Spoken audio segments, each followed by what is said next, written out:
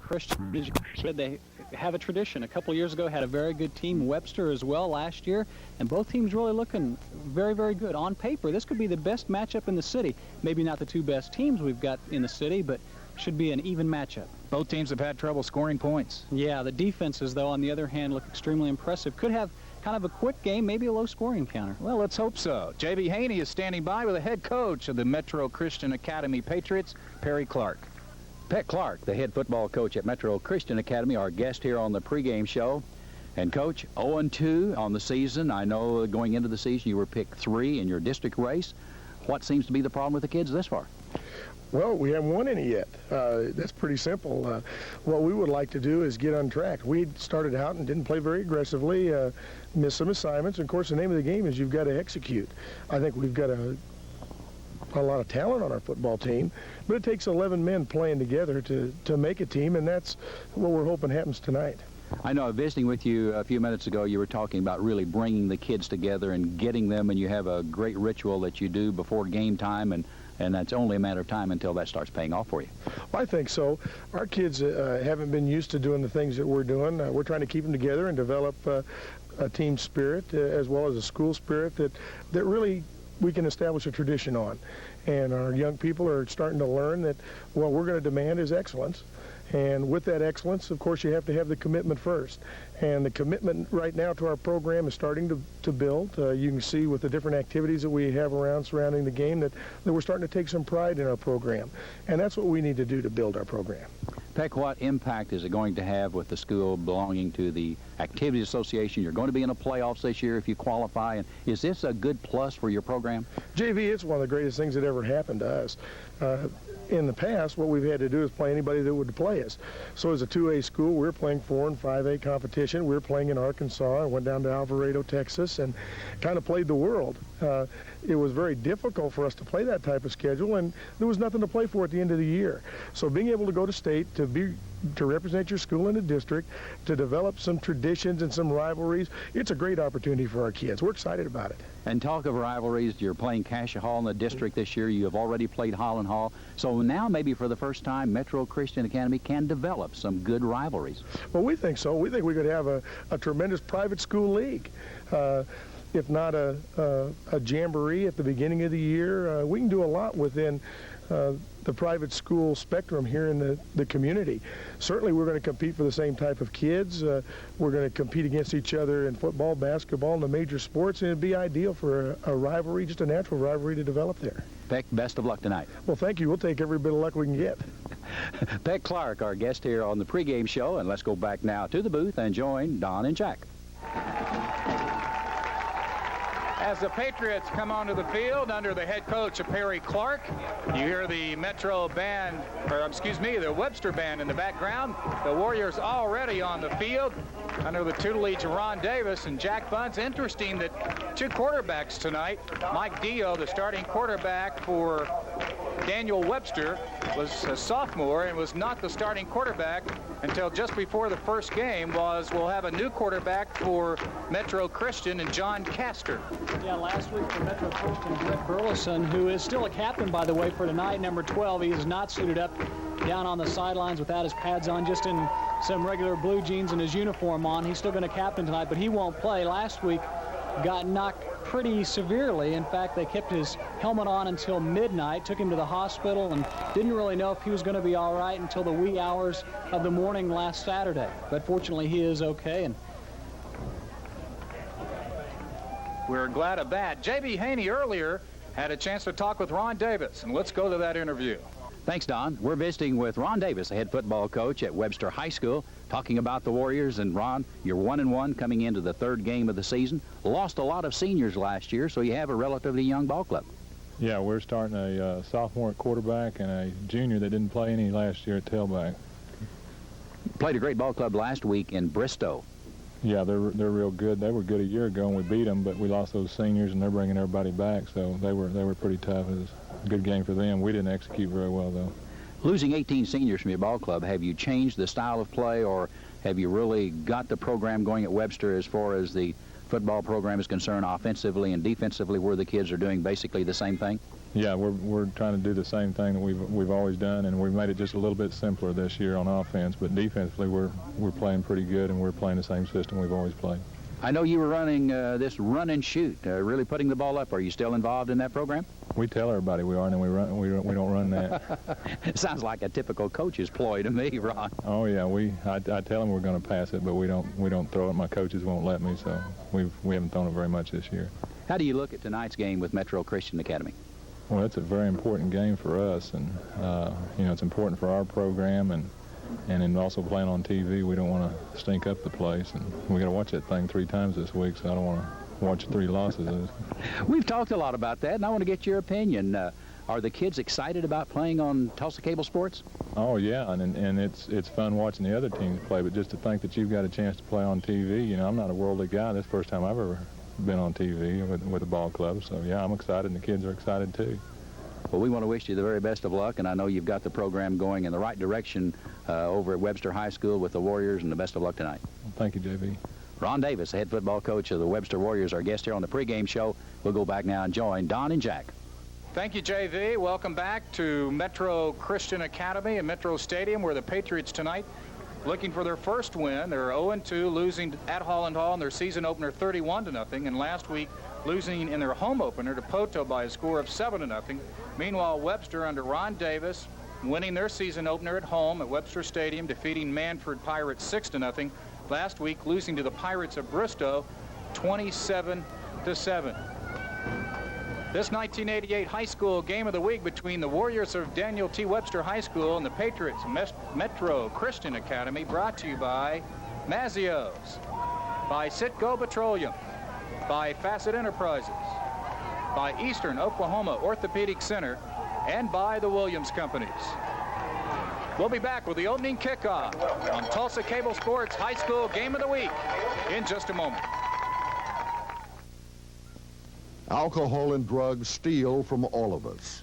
But the one that loses the most is the person who gives up control of his own life through the use of drugs. Young minds are a community's greatest resource, and a clear-thinking generation holds the keys to a positive future for all of us. The sponsors of the High School Football Game of the Week are proud to showcase one of the positive activities of our area young people. We urge everyone to say nope to dope. Hey, come on, can't you do that later? Hey, I've always dreamt of owning a car like this, and I'm keeping it forever.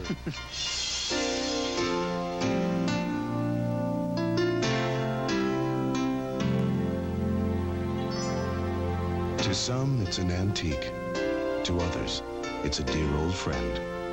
If you truly love your car and want to make the romance last forever, protect it with Pure Later filters.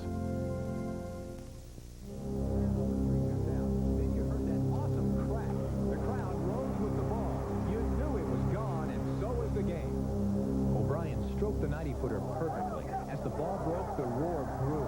Then the ball jumped into the hole. TV brings you the action and up-to-the-minute scores. We bring you the drama, the suspense, the story behind the game. Television and the Tulsa Tribune, the ultimate in team sports. Call to subscribe. The Williams companies cover a lot of territory. Take our natural gas pipelines. Williams Natural Gas Company, Northwest Pipeline Corporation, and Williams Gas Marketing Group. Add our petroleum products pipeline, Williams Pipeline Company. And our new digital telecommunications network, Williams Telecommunications Group. And you have almost 32,000 miles of vital transmission systems serving our nation, the Williams companies. We serve the nation, and we call Tulsa home. Metro Christian will kick off, and Tulsa Webster will be moving left to right. There's the kicker, and a good one for Metro Christian, number 18, Sean Foster. He's one of the better kickers in the city of Tulsa. And back for Rogers, number 23, Morris Jackson. And 45, Raymond Macon. And there's the boot. We're underway. Raymond Macon at the 5-yard line. The 15, 20, 25-yard line. And finally dropped at the 27-yard line. Nice return by Macon. Looked like his line did a very excellent job, all of the kicking returners. The team did a very good job for Tulsa Webster on that particular play. The Warriors getting it out and in great field position there right away at the 27-yard line. The quarterback for Rogers, as we mentioned earlier, is number 11, Mike Dio. He's a sophomore. The regular quarterback that they thought was going to be the quarterback, Frank Simon, quit right before the opening game. We'll get to that story in a little bit as Dio down the line keeps it 30. 35, first down, 40. 45, midfield, and inside Metro Academy territory to the 49-yard line. Excellent job there. Great blocking by the offensive line. Sprung him to the outside, and a big kickoff, big run, rather, from the 27 all the way out to the 48 of Metro Christian. 24-yard gallop by Dio, and he did a great job of eluding some tackles and breaking some tackles as well. The I formation for the Webster Warriors. Oh, lost snap. Dio recovers. Might have lost a little bit, so it'll be second and around 10 still.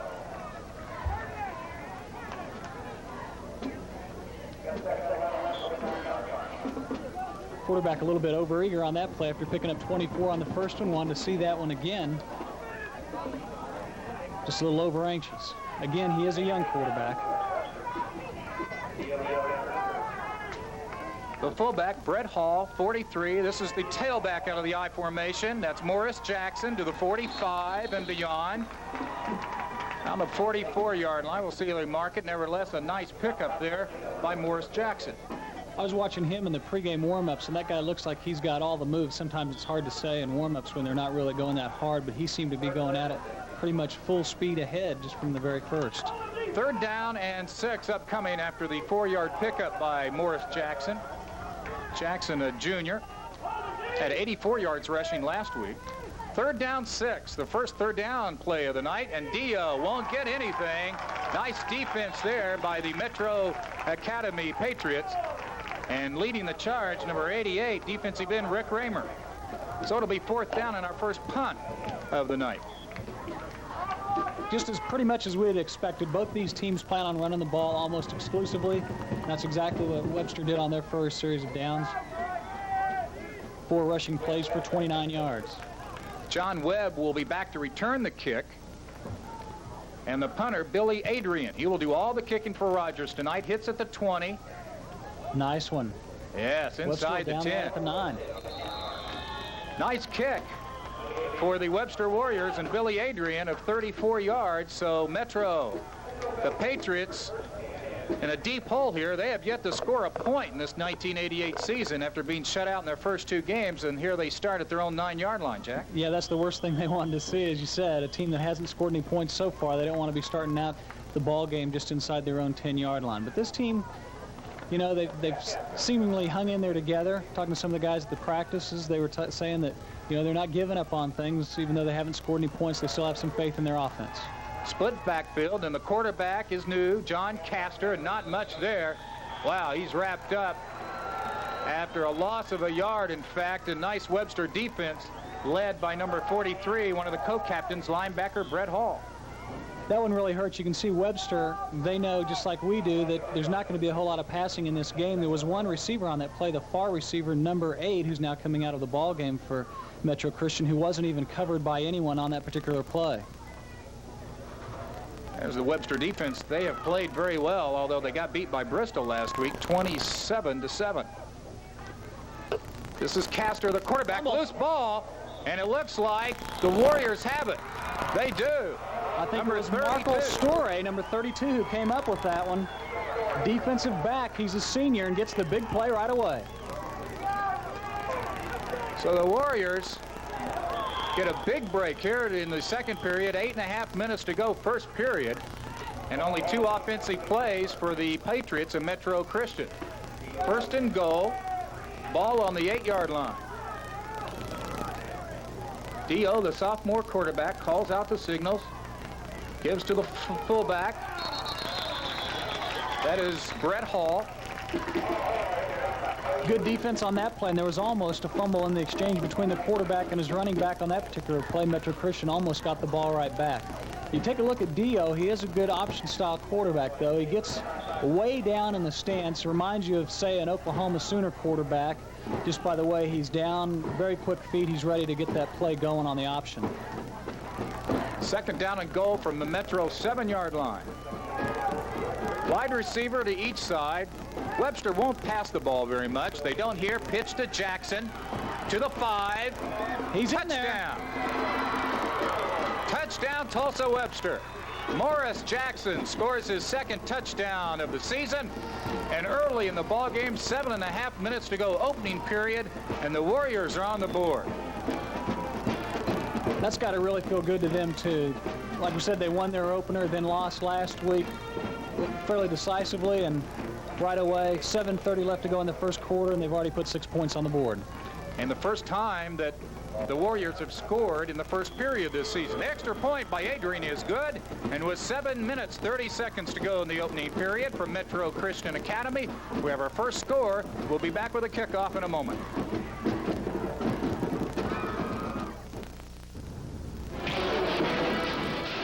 You're probably wondering how a human body can sustain this degree of damage and survive. The answer is only in the movies. Bone and joint injuries do take a long time to heal. 4 to 6 weeks for a sprained ankle, 6 to 18 months for a broken thigh or leg. And some injuries do cause permanent disabilities in spite of the most advanced medical care. So when you decide to go for it, decide first if it's worth the risk. Hi, I'm Bob Vila. Here's a home improvement tip that could save you a lot of money. A modern electric heat pump.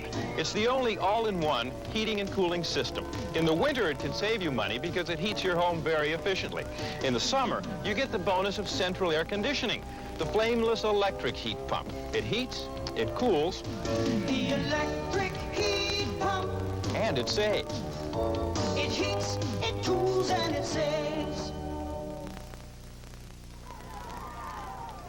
There's a look at the Metro Christian Academy Stadium. Warriors getting that fumble and going 7 yards in just 2 plays. And Adrian, who kicked the extra point, will kick off here. 3 Patriots back. That is number 10 at the 10. John Castor, the starting quarterback. Nice hole up to the 30-yard line for the Patriots, who have much better field position now, Jack, than they did to start. Yeah, and that was very nice blocking on that kickoff return. I think they had a block set up to the opposite side, to the right side. They usually tell each other which side they want to run to on a kickoff return. Webster, pretty fortunately for them, kicked it to the left side, but Metro Christian did a good job of blocking nonetheless, and they got out to the 30-yard line, a nice 20-yard return. 1st and 10 at the 29-yard line for Metro. The running backs are Darryl Sartwell, as well as John Webb and Craig Hayes. Castor's going to throw the ball on 1st down. Oh, incomplete and intercepted. Into the arms of number 17, Chris Campbell, junior defensive back, and they're setting up now at the Metro 49-yard line. That was just a freak play. The throw a little bit too high, and then just right into the arms there of Chris Campbell. He didn't even really know what had happened, I don't think, until the ball just happened to hit him. And a very alert play, though. Good hands to be able to hold on to it.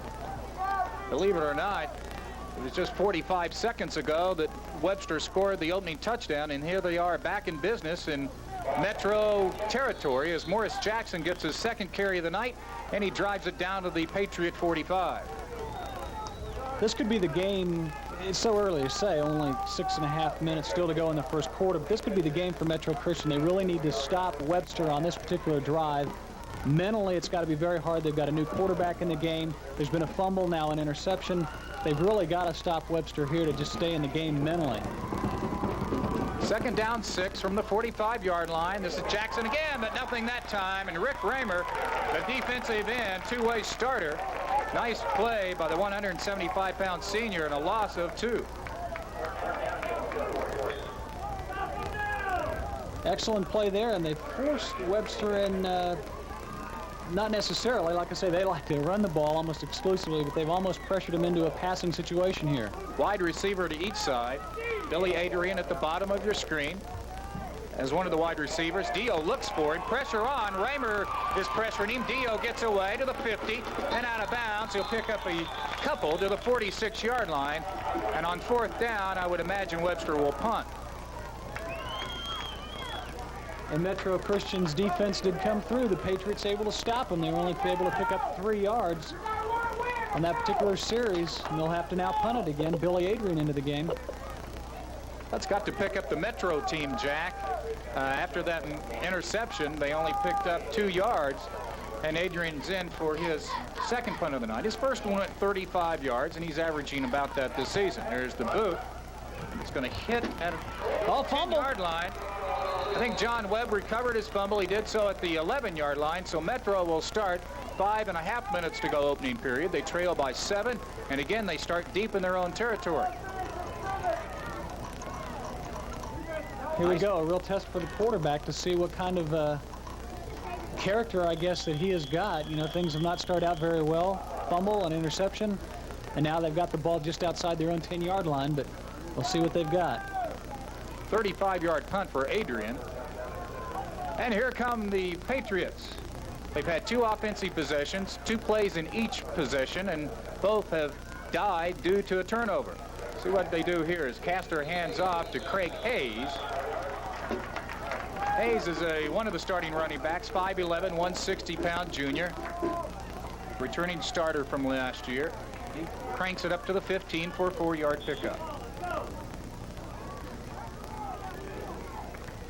Now they're on the plus side for overall yardage here. Perry Clark, the head coach of the Metro Christian Academy Patriots. He was a one-time assistant coach at TU under John Cooper and Don Morton. Number 10 there, the quarterback, John Castor. And we have a flag, and I would think procedure. It looked like one of the receivers turned toward the line of scrimmage while he was in motion before the snap of the ball, and we'll see. And there you see the referee, Walter Davenport. Procedure against the Patriots, our first penalty of the night for 5 yards, and we'll make it 2nd down 11. Webster winning their season opener against Manford at Webster Stadium 6-0.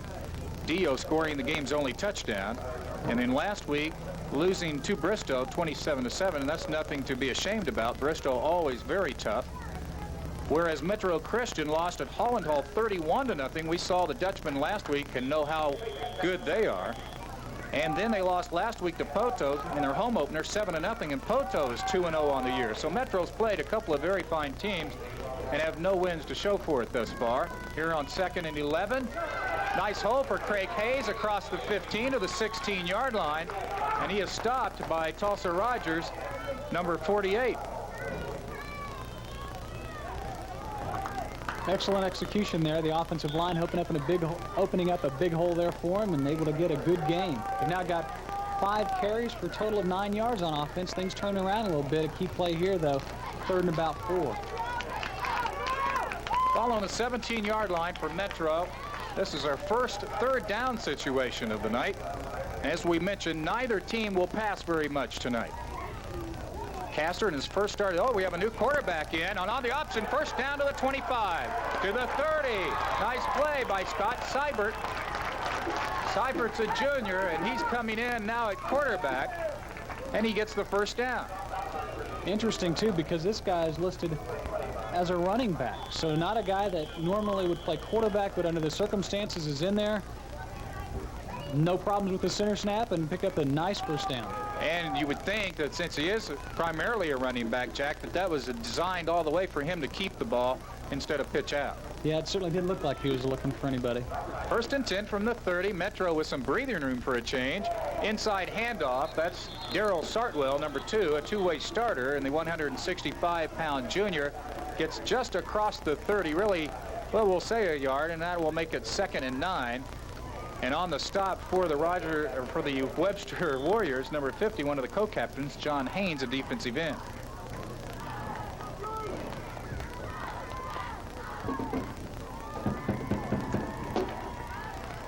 Second down 9 for the Metro Patriots. They have 2 wide receivers to the near side.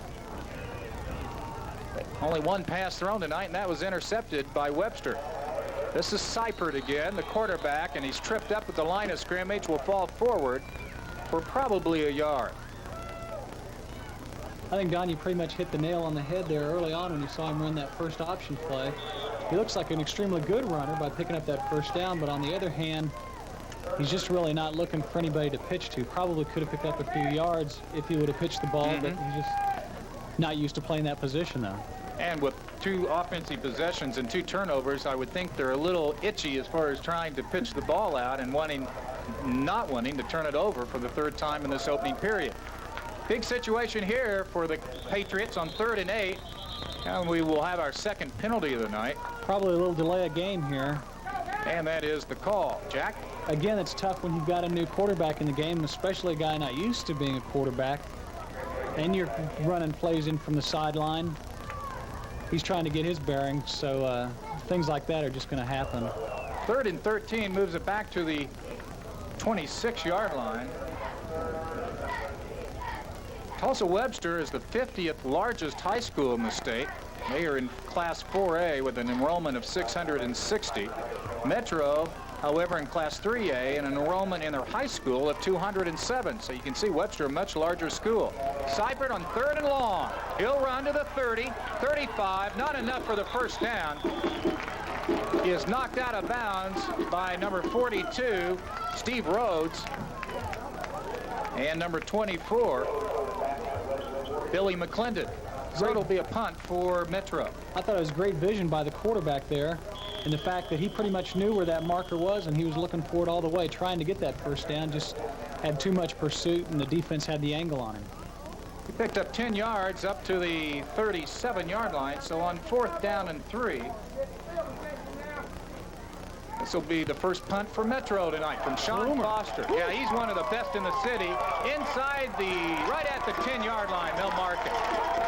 And with 1:15 to go in the opening period, let's take a timeout. Nice kick by Sean Foster. Webster has the ball in the lead, 7-0. I love kids. Know why? Mazzio's big 20-ounce free fill cup. See, you buy each free fill cup at Mazzio's for 89 cents full of your favorite soft drink. Then you don't buy soft drinks again for a whole year, because every time you take your free fill cup back, Mazzio's fills it free. So every time you save by 89 cents, $1.78, $2.67, $3.56, $4.45, $5.34. Honey, I think it's time. Another free fill cup here, $6.23. Mazzio's big 20-ounce free fill cup. Free soft drinks for a year. When you rent from some car companies these days, you can really get soaked. That's why I'm ecstatic about Thrifty Car Rental. Their rates on new Chrysler cars certainly won't murder your wallet. Now in Tulsa, enjoy thrifty economy and weekend savings. Rent a Dodge Colt, just $14.99 a day. Call Thrifty. They're thrifty price for everyone. Oh, and call me for dry cleaning. The ball bounced out of bounds at the 12-yard line, Jack. That's a 52-yard punt for Sean Foster. He was 2nd in the city last year in punting. So the Warriors have first down 10 at the 11-yard line, we'll say. That's Morris Jackson, and not much there.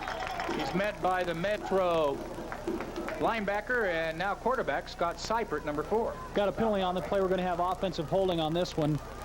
Those quick pitches, that happens quite a bit because they're trying to get to the outside pretty quick, and probably on a tight end or one of the ends on the offensive line held, and the referee saw it right away. That'll cost them half the distance to the goal now. They gained 2 on the play, but it will be wiped out. We have a breeze around 10 miles per hour, and it's into the face of the Webster offense.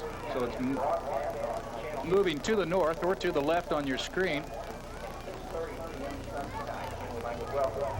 And there's the penalty being assessed for 5 yards. Their first penalty of the night. There you see the flag and the nice breeze here at Metro Christian Academy, which is the old Tulsa Mason High School located at 63rd and Trenton. First down, 15.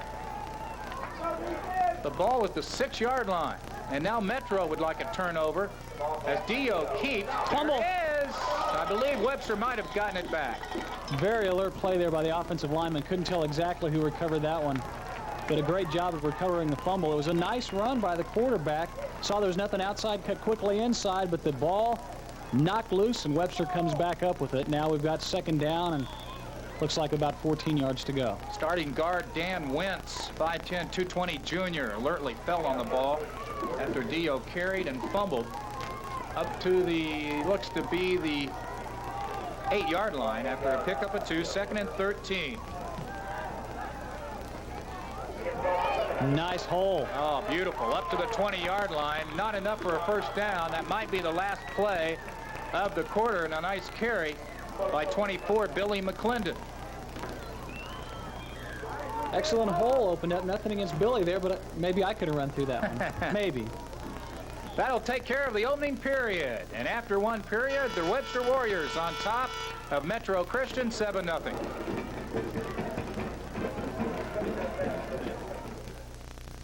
It's a Saturday night, everything looks right. Oh, what a special day. I'll pick her up at 8, she'll be looking great. Nothing's gonna get in my way. Yo. 99% of the time, how your engine performs is the last thing you think about. Oh, Mom! Aren't you glad Citgo's Performer gasoline is there when you do? For the performance you need, buy the Performer. Premium unleaded gasoline. Nice car. From Citgo, the sign of quality. We know what you mean at Hesselbein. Make your car or truck look and perform better with a special deal right now from Hesselbein. Get a set of 4 GT steel-belted radials and a set of 4 8-spoke chrome mod wheels. A package worth over $500 for the super deal of just $390. That's a savings of over $100, but hurry in. This deal won't last long. You just can't beat Hesselbein for price, selection, and confidence. We know what you mean when you're talking tires at Hesselbein.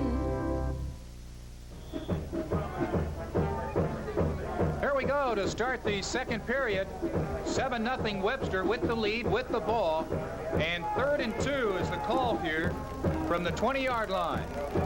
Dio, he pitches to Jackson, and not enough. Nice defense there as the play looked, Jack, to take too long to develop. And nice stop there by Metro's 23, John Webb, one of the defensive backs. Yeah, Webster not able to do anything, a lot because Metro Christian just stuffed all 3 options. They had the fullback. I think that's the one thing they were looking for on 3rd and short yardage. Quarterback wisely didn't give it to him, and then everybody was all over the quarterback, and by the time he had to pitch it, well, everything was just completely dead on that play.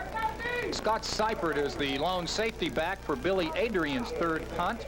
Adrian 2 punts, both for 35 yards. As we start the second period, Webster turning the ball over here on the punt, leading 7-0. There's a nice end over end. Oh, nice big mistake spiral. not picking that one up, not going back to at least fair catch it. Gave it an extra 11 yards. Nice boot. Cleared back to the 25-yard line. And that, ladies and gentlemen, a 56-yard punt. So we're seeing some excellent kicking here as Metro starts first down 10 at their own 25-yard line. Little competition within the game itself for seeing who can be the best punter here. One thing about Webster, though, he's taken a little bit of time to get it away. Metro Christian a little bit later in the game, especially in the second half after the coaches from upstairs come downstairs and talk to everybody. They might rush that kicker in the second half. Stephen Hayes, one of the wide receivers, leaving your screen to the bottom of your screen. He's to the right, and a wide receiver to the left as well. Split backs for Scott Seipert, who keeps to the line of scrimmage and falls forward for a yard after he's nailed by number 52 and 45-52 being Matt Bertelli, one of the co-captains, a linebacker.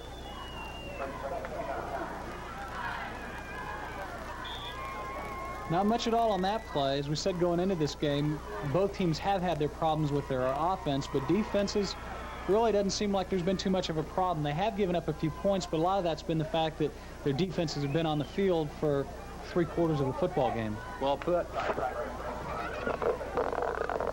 So on second down 9, Seipert pitches out. Craig Hayes. Oh, I thought he was going to get loose. Down at the 25. Nice defense, nice effort there by number 42 for the Webster Warriors. Steve Rhodes, safety man, 170-pound senior.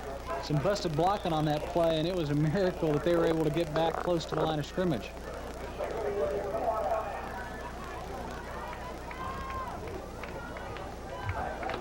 Hayes might have lost, well, no gain. Jack said he got back to the line of scrimmage. 3rd and 9 from the 26-yard line. We have only 1 first down thus far in the first half. And we have 1 score, as you see, Webster leading 7-0. Uh-oh, looks like too much time again, Jack. And Metro will be guilty here of too much time. A lot of times that will happen, too, because of the fact it's 3rd and 9. It's not an easy play to call. Team doesn't really want to throw the ball, doesn't like to throw the ball, trying to really decide what kind of thing they want to do. It doesn't make it any easier, though, now, 3rd and 14. Moves it back to the 21-yard line. Let me look quickly. Metro has had 2 third-down situations and has converted one of them into a first down. So each team with 1 first down. Split backs for Scott Seibert. Wide receivers, both to the top of the screen. There's a screen pass. Complete to Rick Raymer to the 20. Looks for a block. Dives to the 25-yard line. Nice defense by number 21, Mike Pittman. Mike Pittman, what an effort. He was blocked by 3 men on that play, able to hold all those guys at bay until he could get some help, and in fact, he didn't even really need it. He made the tackle himself. That, though, is not going to make the coaching staff at all for Metro Christian happy when they had a very well-designed play. They had 2 receivers on the other side, 4 defensive backs covering those, and the screen looked very well developed, and they didn't get really anything on the play. First pass completion of the night goes for 4 yards. There's a flag up, and here's a punt by Foster, whose first punt 53 yards. This one not quite as good. So roll inside the 40-yard line and be down there. Judging by 3 flags down on the field, I didn't count them, but I'm wondering if they've got like maybe 13 guys on the field or something like that. Good point. Yeah, I would think you're right. Ball at the 39-yard line. 36-yard kick for Sean Foster. We've got offsetting penalties, and looks like we'll be kicking it again. Sure what the penalties were. We'll see if we can catch the referee here, Walter Davenport, and find out the signals. That reminds us to remind you in Sports Scene next week, we have some great guests. Pat Jones will be with us from Stillwater on Monday. Dr. Jeff Emmel from one of our sponsors, Eastern Oklahoma Orthopedic Center, will be with us Tuesday. And Wednesday, high school recruiting guru Max Emfinger. Morris Jackson back to receive this kick, and the way he sprinted back there, I think he wants to get a good crack at this one, hopes it's a low-line driver. Nice snap, nice kick away from Jackson, and it'll roll out of bounds just shy of the 40-yard line. So after the penalties are offset and the kick is rebooted, only a 1-yard difference from the original kick. And a 35-yard punt for Sean Foster. So Webster starts with 8 minutes to go, second period, leading 7-0. Dio, the quarterback, high formation. Straight handoff, big hole. First down. Nice run by Billy McClendon. He's not even on the program. Starting safety, and yet they got him at fullback. And he rambles into Metro territory for 13 yards and a first down. Excellent play there by McClendon, and in a way you think, well, why didn't he try to juke that one guy? Maybe he could have been gone. Well, you know, he's not a halfback. He's a fullback type, and he's there to run over people. First and 10 from the 47. Second first down of the night. McClendon has 2 carries, 25 yards. Looks like they gave it to him again. This time, not much there. It was McClendon on the carry. Rick Raymer on the stop, defensive end. Pickup of really a yard, if that. Second down 9 then from the Patriot 46 with 7:20 to go before halftime. You are so tempted to keep doing that dive if it works once or just any particular play, but the key with the option is to keep it diversified. There's 3 things they're going to have to stop, and make them stop all 3 of them. Mike Pittman and Billy Adrian are the wideouts. Dio on second and 9. I'm not sure you got that one. Yeah, I think Webster recovered. No signal yet. There's a good shot of it. Yeah, they did. Third down. No real ever signal. They just held up 3 fingers, so we know that Webster got it back. Dio fumbles and recovers his own fumble. That is the 3rd time he's fumbled the ball tonight. Again, a real tough play to call when you don't want to pass the ball. Look for Jackson on the pitch if they don't put it upstairs. 3rd down 9. Only 1 first down for Webster in the first half. Morris Jackson's. A flag goes down at the line of scrimmage. Nice run inside the 40-yard line, but I believe we're going to bring it back. Yeah, probably holding there again. I believe they whistled number 45, Ramon Macon, there for the offensive holding, it looked like. Jackson picked up 8 yards. He would have been just shy of the first down. It'll come back as the head linesman threw the flag. That's Larry King. There you see the referee, Walter Davenport, talking things over with Metro's one of their co-captains, Craig Hayes, the linebacker. Even though that would have given them 4th down, the reason Metro Christian really has to accept the penalty, number one, it would have only been just barely shy of the first down. They might have decided to go for it, but even if they would have punted the ball, the way Webster's been able to back them up inside their own 10-yard line, punting the ball very effectively, you just can't allow them to have another chance to back you up inside the 10. Well, a big 15-yarder tacked on there, and it's 3rd and 24 now. Just inside their own 40 at the 39. They're at the 39. They need to get to the Metro 37. There's the fullback on the carry, and that won't get it done. That'll bring up 4th down. And on the carry there, number 43 for Webster, that being Brett Hall, one of the co-captains. Here we go with the punting war again. 4-yard pickup makes it 4th and 20. It will be interesting, too, to see if they decide to put a little rush on. They do have 10 men on the line of scrimmage and look a little more eager to rush. Adrian's last punt. Here they come. Roughing the kicker. We've got a flag. And a beautiful kick by Adrian. Hits at the 20-yard line down there. They'll bring it back, and boy, there were just a host of Metro players all over Adrian, and that might have been his best kick of the night. In fact, one of the Metro Christian players is down. He got kicked just barely. I don't really know how they missed the ball. It looked like 4 guys were right on top of the punter, but they missed the ball and nailed the punter, and this one will cost them some yardage. Can't tell who the player is. He's getting up. Appears to be okay, and it's, let's see. Yeah, it is number 34 there, Craig Hayes. He's a linebacker, also starting running back, and also play wide receiver. Very versatile player. Perry Clark walks off the field and give him 15 yards. So they trade 15-yard penalties here in this position after a nice kick of 37 yards.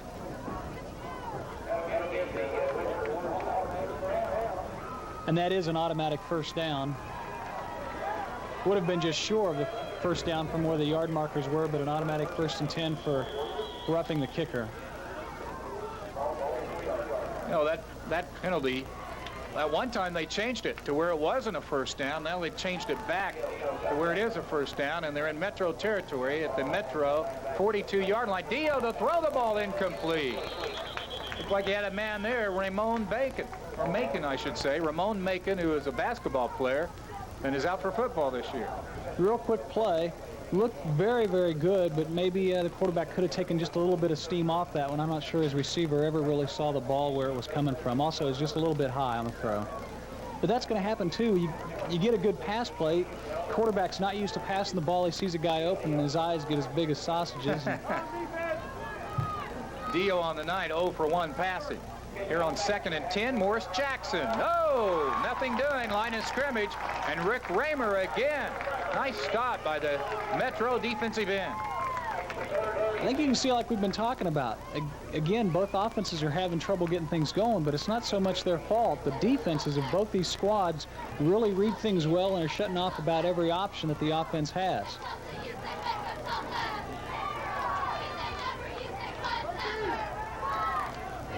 So on 3rd down and 10 from the Metro 42-yard line, we'll see if Webster wants to pass again. Dio 0 for 1 in the air. Looked like he wanted to pass, but instead runs, and he's bumped out of bounds around the 37-yard line. Not enough for a first down.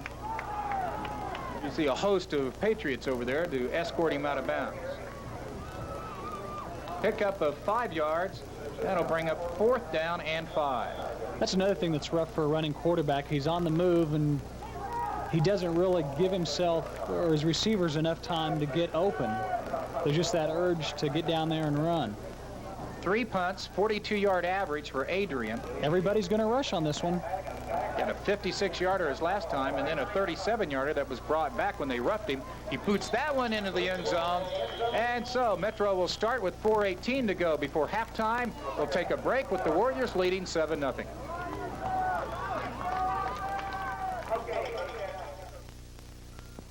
Hey, come on, can't you do that later? Hey, I've always dreamt of owning a car like this, and I'm keeping it forever.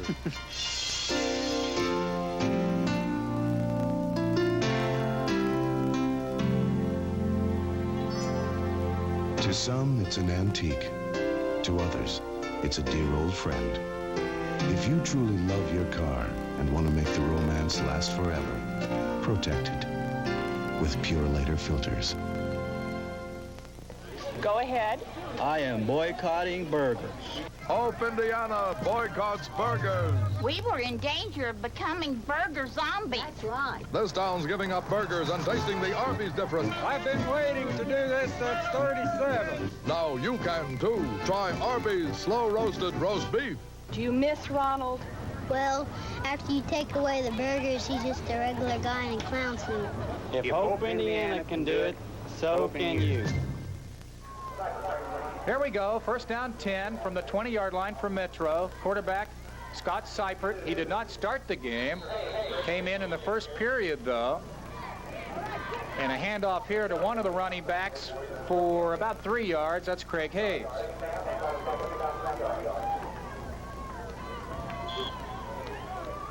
Metro, in their first year in the Oklahoma Secondary Schools Activities Association. They've tried for a long time, Jack, to get into the Secondary Activities Association. This is the first year they've been admitted. Yeah, they're very, very proud of that fact. A couple of years ago, they had great teams. Were not able to, try for a state championship, and that was very disheartening for them. And now, if they get back teams like that, they will have a chance. Big fumble. Oh, nice play by Tulsa Rogers. Ramon Macon, defensive end, stripped the ball away from Seipert, but it looks like the Warriors did not come up with the football, and so the Patriots will have it 3rd down and long here.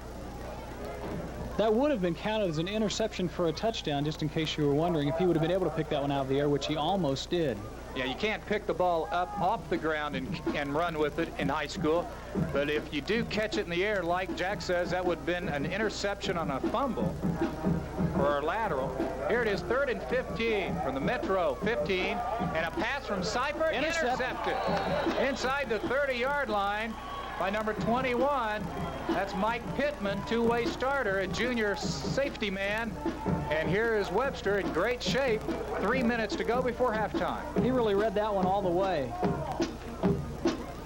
The ball a little bit overthrown, and Pittman was there all the way to pick off the interception, the second interception for Webster on the night. Ball at the Metro 29-yard line.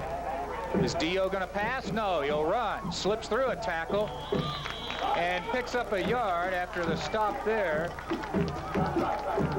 by Metro Christian.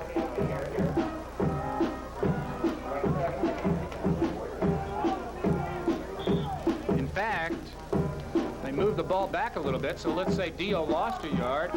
Make it at the Metro 30. 2nd and 11 then.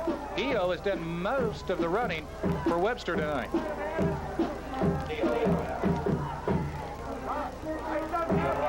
Looks for a receiver, throws, incomplete.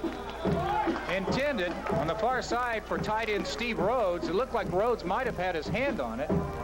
And Rob Goshen, linebacker from Metro Christian, looked like he also deflected it as well.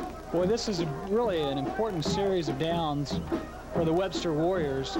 We've seen this in our first 2 weeks, now our 3rd week in a row of high school football, that one team has gotten a lot of opportunities to win the game or get way ahead, and they just have not been able to do it, keeping the other team in the ball game. Draw play. Oh, nice hold for Morris Jackson. Not enough for the first down to the 25-yard line. I think they'll go for this one. High school football, 99% of the teams don't have a field goal kicker. They want to have boot one 42 yards. And then on the other hand, it's too close to try to punt it. Timeout on the field. Ron Davis will come out, as you see, to talk to his Webster offense. Looks like they are going to go for it with just under 2 minutes before halftime. We'll take a break, come back and see what the Warriors do. The Williams companies cover a lot of territory. Take our natural gas pipelines, Williams Natural Gas Company, Northwest Pipeline Corporation, and Williams Gas Marketing Group. Add our petroleum products pipeline, Williams Pipeline Company, and our new digital telecommunications network, Williams Telecommunications Group. And you have almost 32,000 miles of vital transmission systems serving our nation, the Williams companies. We serve the nation, and we call Tulsa home. Best shop water beds. Don't sleep on something that feels like bedrock, because Best Shot Waterbeds has a yabba-dabba-doo of a deal for you. Now's the time to discover the comfort of flotation sleep. The popular tube waterbed uses regular sheets, your existing headboard, and no heater. Plus the tubes keep you from disturbing your partner. Sink your teeth into mammoth savings during Best Shot Waterbed's yabba-dabba-doo sale. Best rest of your life. Give it your best shot. Welcome back to Metro Stadium. Don King, along with Jack Buns and J.V. Haney, will join us at halftime. We're just under 2 minutes before halftime.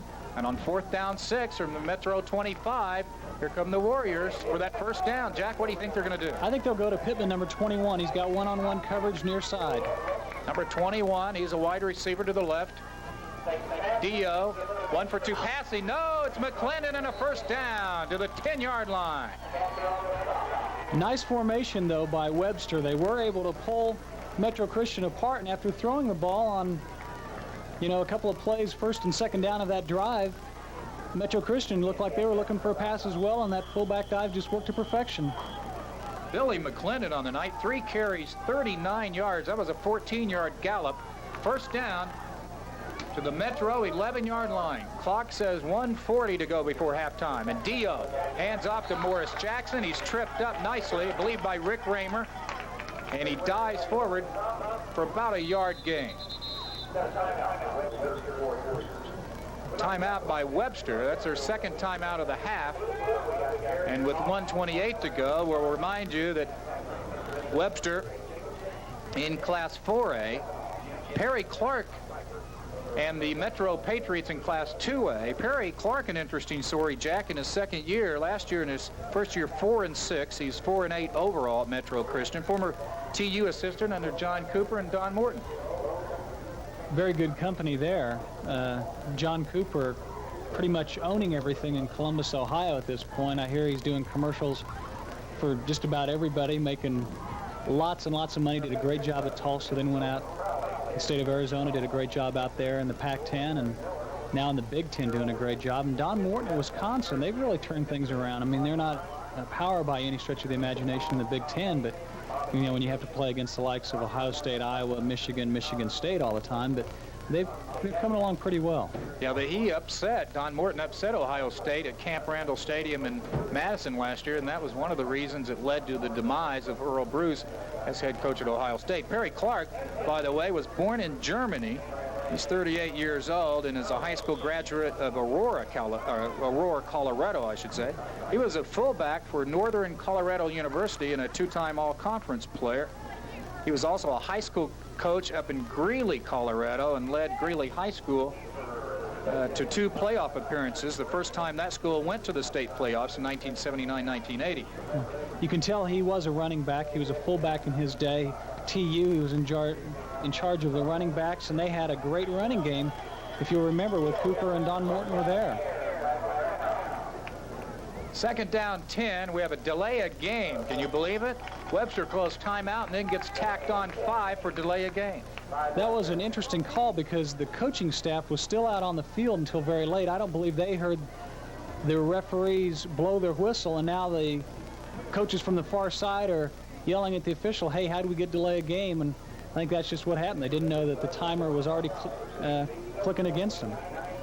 Tulsa Cable Sports, glad to bring you the high school game of the week this week for Metro Christian. The Webster Warriors leading 7-0. They're threatening here on second down 15 from the Metro 16-yard line. They need to get to about the 1-yard line for a first down.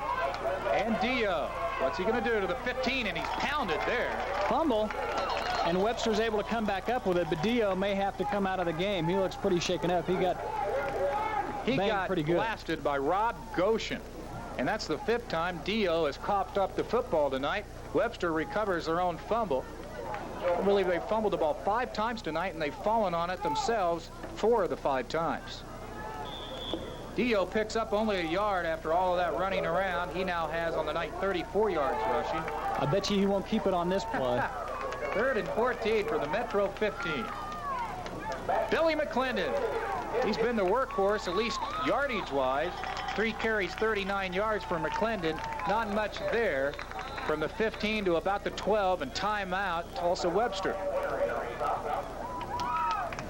That reminds us to remind you that the reason Tulsa Cable is bringing these high school games to you is to say nope to dope. And we want to thank our sponsors. We've appreciated the letters and cards that have come into Tulsa Cable in the past 2 weeks since we broadcast our first game 2 weekends ago. That was a dandy at Union Stadium between the Redskins and Booker T. Washington.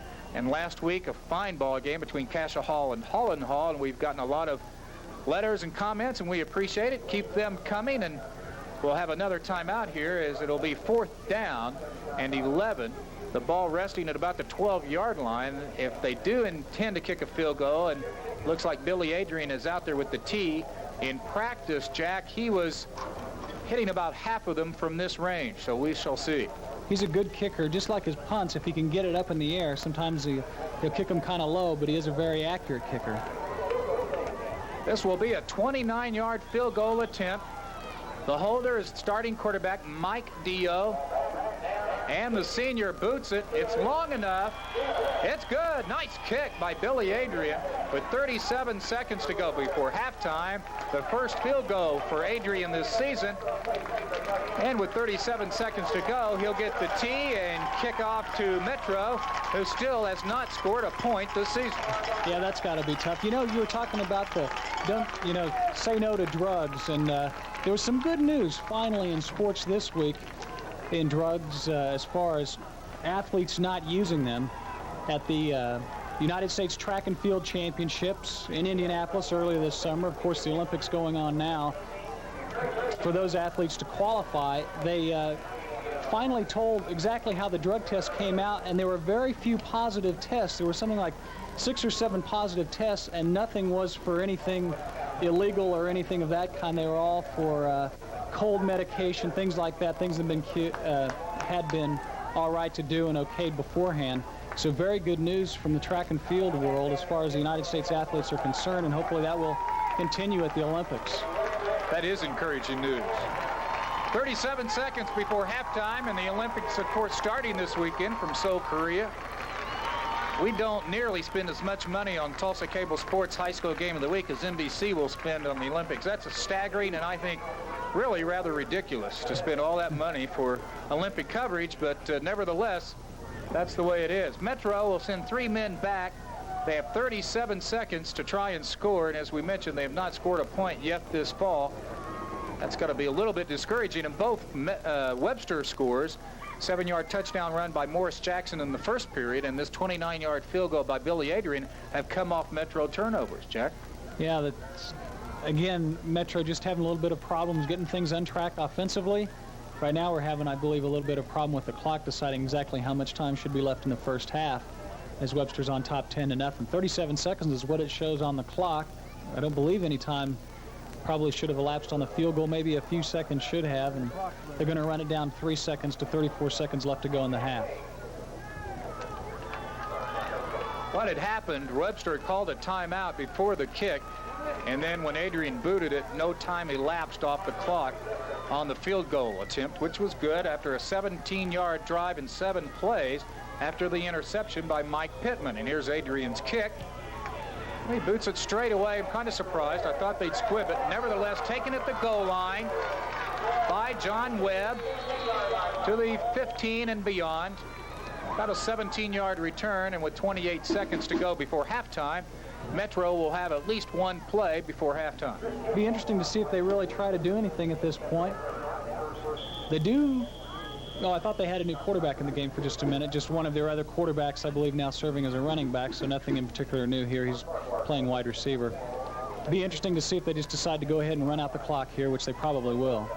Quarterback seems to be One of the situations that's unsettled here is Scott Seipert gets a nice run to the 25-yard line for 8 yards, and that will be the end of the first half as Seipert has a nice carry of 8 yards.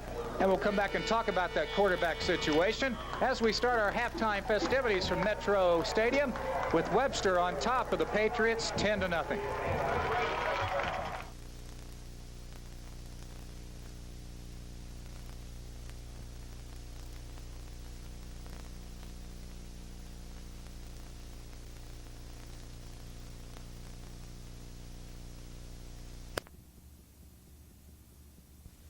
From Metro Academy Stadium, Billy Adrian to kick off, and Metro will start the third period on offense. John Webb at the goal line, stepped into the end zone, so it's an automatic touchback, and Metro will start at their own 20-yard line.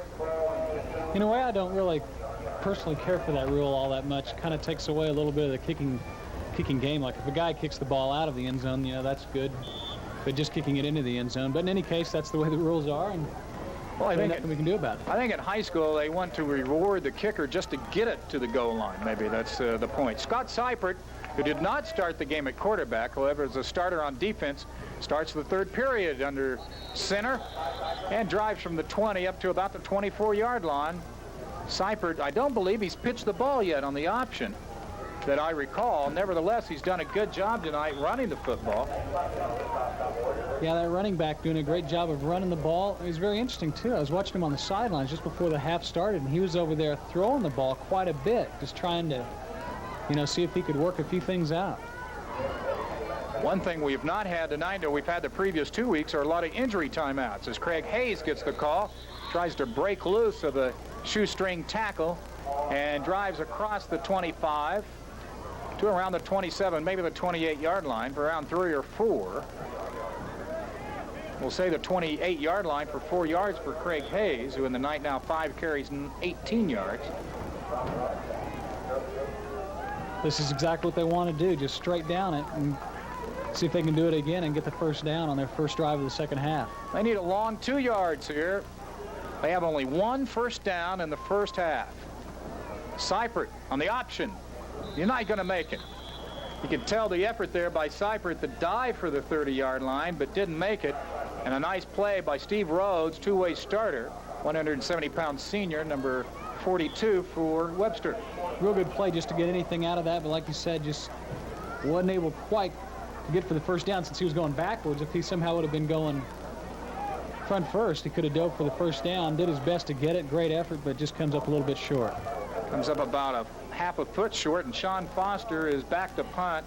He had a 53-yard punt in the first quarter. His flags go up. He's averaging 44 yards a kick tonight.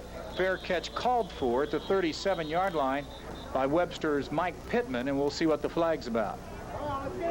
Receiver downfield too soon for Metro, so they'll be penalized, and Sean Foster will have to kick again. Let's see how long that one was, 10, 20, 30. The way he's been kicking the ball,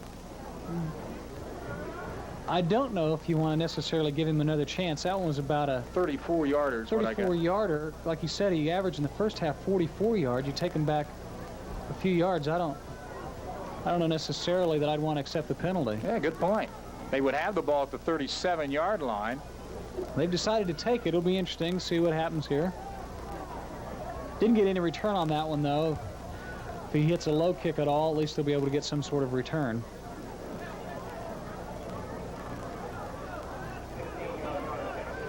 $15-yarder will move it back inside the 15-yard line to the 14. Maybe Ron Davis's philosophy here is, although he has 3 men back, is maybe to rush Foster and go for the block. 4th and 16 from the 14. In high school football, too, you just got to wonder how long a guy can keep doing a great job sometimes when you're just not used to seeing some great kickers like we're seeing tonight.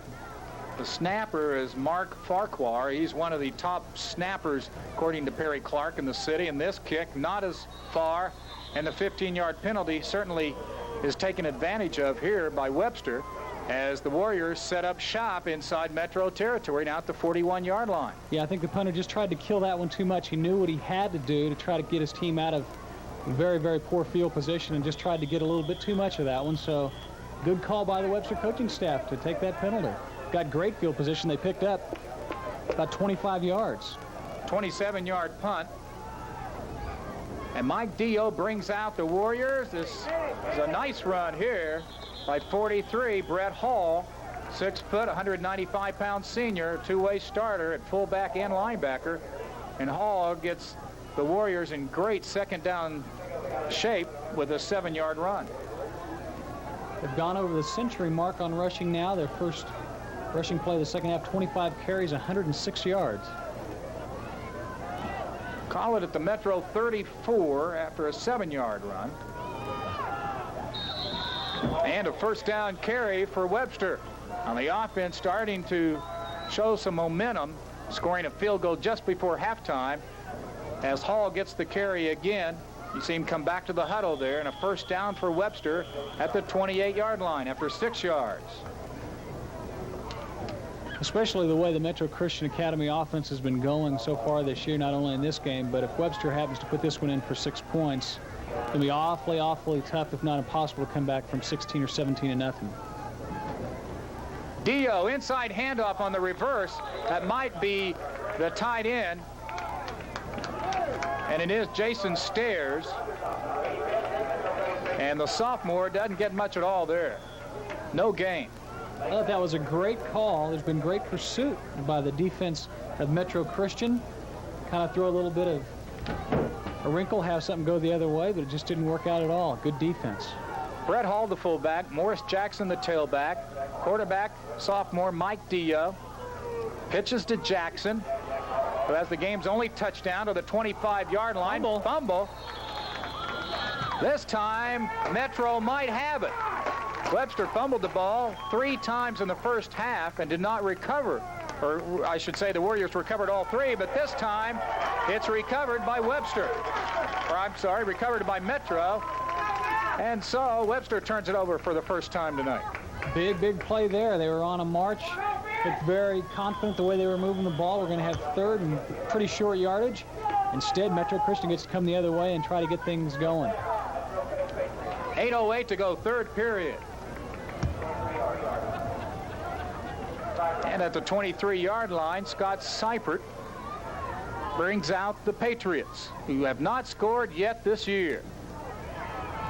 Looks like Craig Hayes on the carry, 34, and Hayes will pick up about a yard.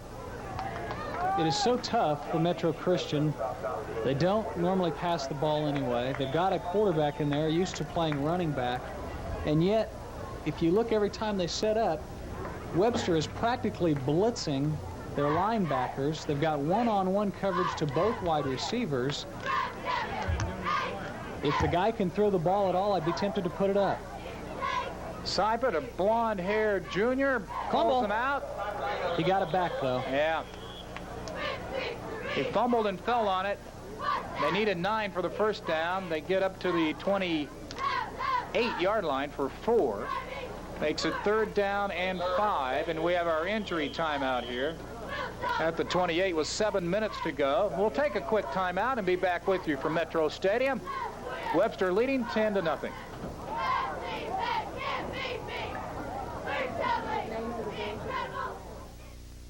Hey, come on. Can't you do that later? Hey, I've always dreamt of owning a car like this, and I'm keeping it forever.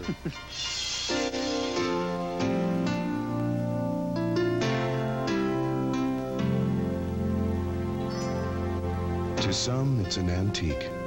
To others, it's a dear old friend. If you truly love your car and want to make the romance last forever, protect it with Purelator filters. The windows in your home are one of the most important features that it has, but most older windows just weren't designed to meet today's energy needs. Now, if you have old, loose-fitting wood or metal windows, at Bill Haynes Company, we have the solution, because we can replace those old windows with new insulated windows that tilt in for easy cleaning. And our American Classic windows virtually eliminate condensation on the frames at normal humidity levels. No more worry about condensation staining the woodwork. Call now for a free 35mm camera with a demonstration and estimate. Tulsa Cable presents Supervision on the Superbox. And from the Superbox comes the cable video store channel where you rent movies with the push of a button. Also, there's the Request Rent-A-Movie channels with more big movie hits. And you can get the Playboy channel on demand by just one night or more. Plus, you can see live exclusive sporting events available only on the Superbox. And with the Superbox, you can subscribe to Showtime where the action is. Call Tulsa Cable today about Supervision on the Superbox. Billy McClendon shaken up. He's all right as he goes to the far side for the Warriors, starting safety.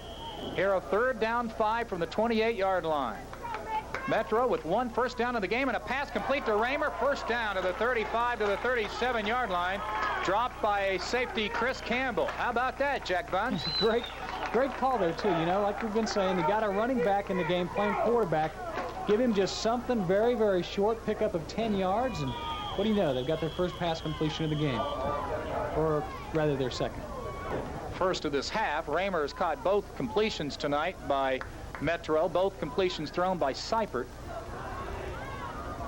And on 1st and 10 from the 38-yard line. 6.5 minutes to go, third period. Pitch out to Craig Hayes, 40, 45, gets a great block by John Webb and gets nailed out of bounds just inside Webster territory. We will need a new quarterback in the game for Metro Christian.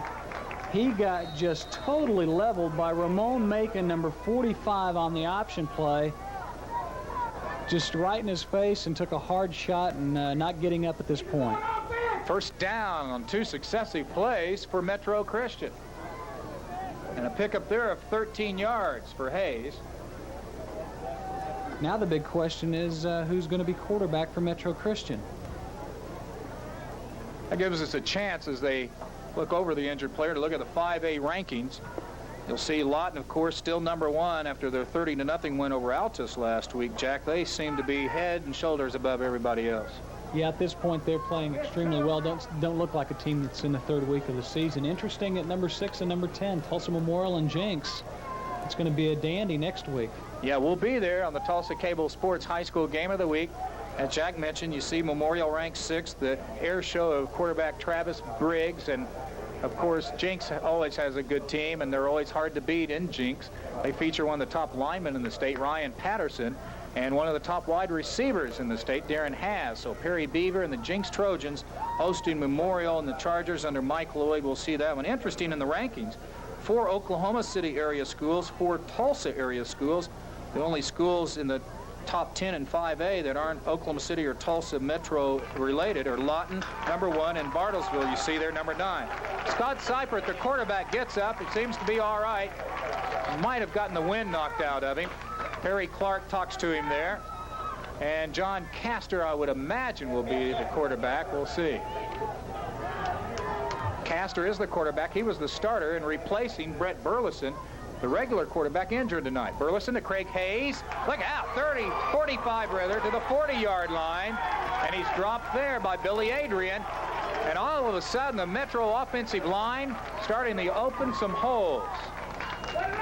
They do have a big offensive line and a little bit of motivation. Maybe a big time halftime talk has turned things around, and Metro Christian looks like a much different team here in the second half, no doubt about it. Craig Hayes has been the workhorse here in this 3rd period. He has 27 yards rushing in this 3rd period, 41 in the game.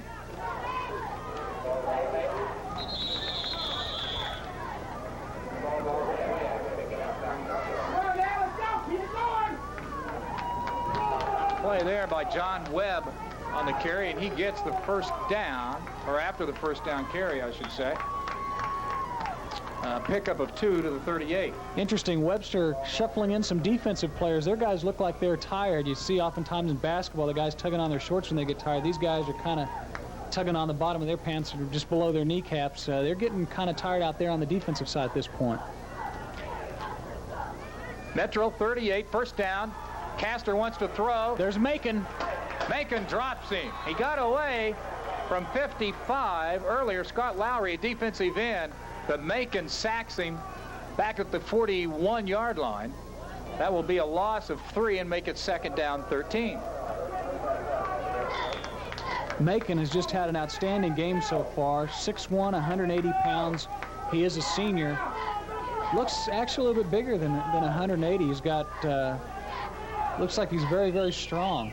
He was a basketball player. He and a couple other players, Markel Story for one, first year in football after being standouts in basketball. As we have a flag thrown down on the play as Metro does not get the first down on 2nd and long. Looks like we'll have an offensive holding penalty out of the backfield. And that one really hurt because it happened after the runner was past the guy who got charged with the holding. It was number 34 on the holding penalty. That's Craig Hayes, who gets called for holding for Metro Christian. And that one really hurts, like I said, especially because the runner was already past him when he held.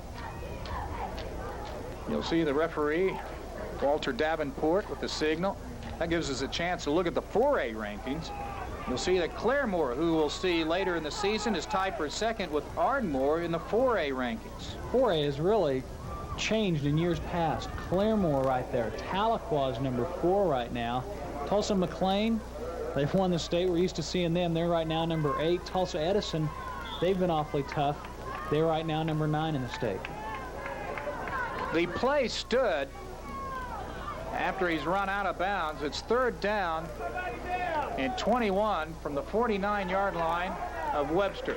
Good-looking screen. Screen pass, 45-yard line. About the 44, Billy Adrian, one of the men to bring him down. It'll be 4th down and around 12 or 13 yards. Good play again by Macon. He was also in on the tackle there. Seems like he's everywhere on the whole field.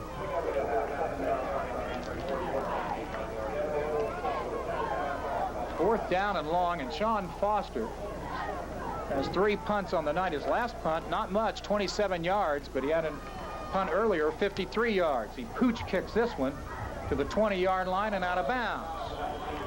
And with 4:04 to go in the 3rd period, let's take a timeout here from Metro Stadium, and we'll be back with the Webster Warriors with the ball and with the lead. It's a Saturday night, everything looks right. Oh, what a special day. I'll pick her up at 8, she'll be looking great. Nothing's gonna get in my way. Yo. 99% of the time, how your engine performs is the last thing you think about. Oh, Mom! Aren't you glad Citgo's Performer gasoline is there? When you do, for the performance you need, buy the Performer. Hi. Premium unleaded gasoline. Nice car. From Citgo, the sign of quality. Alcohol and drugs steal from all of us. But the one that loses the most is the person who gives up control of his own life through the use of drugs. Young minds are a community's greatest resource, and a clear-thinking generation holds the keys to a positive future for all of us. The sponsors of the high school football game of the week are proud to showcase one of the positive activities of our area young people. We urge everyone to say nope to dope. Ball at the 20-yard line. Mike Dio, the sophomore quarterback for Webster. Hands off to Morris Jackson. He fumbles the ball again, and Metro has it again. Boy, Jackson looks like a great running back, but he's having an awful hard time holding on to the football tonight. That's the 5th time Webster has dropped the ball tonight. The 2nd consecutive time Metro has recovered, and they are in their best field position of the night at the Webster 20, we'll say the 23-yard line. Don't want to keep beating a dead horse, but we've seen it every week now. The team that has refused to put the other team away has ended up in critical trouble, and this is a chance, big chance for Metro Christian. Seifert back in at quarterback. And a couple there. Looked like John Webb, it was, number 23. One of the running backs for the Patriots, 155-pound senior. Picks up a pair to the 21, and the Metro Christian Academy Patriots, who are 3 minutes, 15 seconds away from the end of the 3rd period, still looking for their first score of the season. Seifert, after getting shaken up, that was, I believe, about the first time he's actually pitched the ball on the option. Looks a little bit more determined after he got his bell rung. Seifert, a good baseball player here at Metro. This is Hayes to the 20-yard line for 1 yard. big play here. You don't want to be the coach right now making play selections. Again, they have not wanted to put the ball up in the air, but this is a time when they're just about going to have to. Foster is one of the city's top kickers, and he was booming them from around 30 yards in practice. So if the Patriots don't get a first down here on 3rd and 7, we'll see what they do on 4th down. This is Hayes, 15-yard line. He'll be close to a first down. Good tackle on the play by Webster there. Number 24 in on the stop, making a nice play. Billy McClendon, the guy who's done an awful lot so far tonight with an excellent tackle, because if he wouldn't have gotten the shoestring there, there's going to be 6 points for Metro Christian. Be very close to a first down. The officials, they're conferring just out of your picture, see whether they want to measure or not. There they are, and there you see number 50 for Metro, one of the co-captains, Mark Farquhar. He was all Metro last year. He's a starting lineman both ways. He's talking. This is Metro's first threat of the game. They trail 10-0 with 2:15 to go, and after a 2-minute discussion, they will bring out the changes. And our cameras are rocking because they're getting excited here at Metro Christian. A chance for a first down inside the 15, starting to get something going offensively. They lay it down, and they're going to be short. What would you say, Jack, about a foot or two?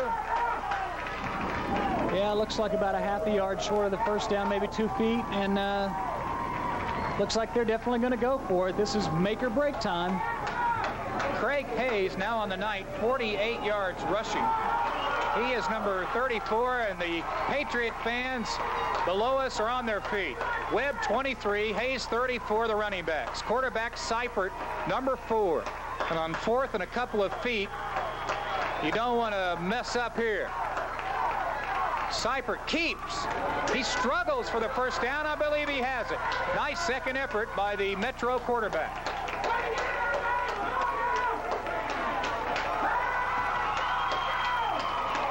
Seifert, who is a wrestler, last year as a sophomore for Metro and competed in the state wrestling championships. He needed that wrestling ability there to wrestle for the first down. Yeah, great effort on that particular play, but almost disaster happened for Metro Christian on that play. The referee was whistling to go ahead and start the clock, and some of the backs, both of the backs, in fact, look at the referee, and they were almost not set on that play, but a great play by the quarterback, and they pick up the first down. Metro had 1 first down at halftime. Here in the 3rd period, they have 4 first downs. And the Patriot offense starting to show some life. And, you know, we go back to last week's game, Cassia Hall did not score in the 1st period, and yet they came out in the 3rd period, showed some life after the halftime speech from their head coach, Tom Stockton. They went on to win the game 14-10, and this game much similar to that of last week's. Yeah, we've really seen so far in high school football that if you can somehow keep yourself in the game for the first half, then the confidence builds and builds and builds, and the first thing you know, you say, hey, if we can just get a break, we can make things start going our way. So the injury on the field, you see, it gives us time to look at the Class 4A District 4 coaches poll, and district play starts next week. That even enhances that Memorial Jinx game we'll bring you next week. That could be for the district championship, and yet the conference opener. Here's a look. Webster picked 7th, and head coach Ron Davis says he likes that. He was picked 8th last year, and they just missed the playoffs, going 6-4. And he says if you are picked 7th, nobody expects you to do anything, and he hopes that they'll do what they did last year. Yeah, sneak up on a few people like they did. Miami right now, number 5. The War Dogs are always extremely tough. Number 1 again, Tahlequah, then Claremore. Pryor is number 3, followed by Bixby. Bixby always has a good team. Tulsa Central is number 6 there, and then Salisaw is number 8. Salisaw's been extremely good in years past, a little bit down this year, but that kind of is what happens in high school. If you just happen not to have the athletes that particular time, then, you know, it's not going to go your way. 1st and 10 from the from the Webster 12-yard line. Seifert, nice pitch to Hayes. Nice tackle there by Mike Pittman. What a open field play by the Webster defender. Nice pitch by Seifert, but not much there for John Webb. I'm curious as to what they've said to Seifert. if anything, or if it was just his own personal motivation there after he got his bell rung. Again, really for a guy that plays running back, he's starting to pitch the ball extremely well. He's gathering a lot of confidence. 2 wide receivers to the far side, off to the left. Seipert. Craig Hayes bounces off some people, and then he is met by number 32 for Tulsa Rogers, Markel Story, starting linebacker. Excuse me, not Tulsa Rogers, but Tulsa Webster. I'm so used to looking at Rogers in the white and blue numerals, I probably called them Rogers a couple of times tonight, and my apologies to Ernie Jones, athletic director in the Webster School. Nevertheless, Story on a nice play on Craig Hayes for no gain. It's 3rd down 8 from the Webster 10-yard line. Seipert to throw, batted up, incomplete.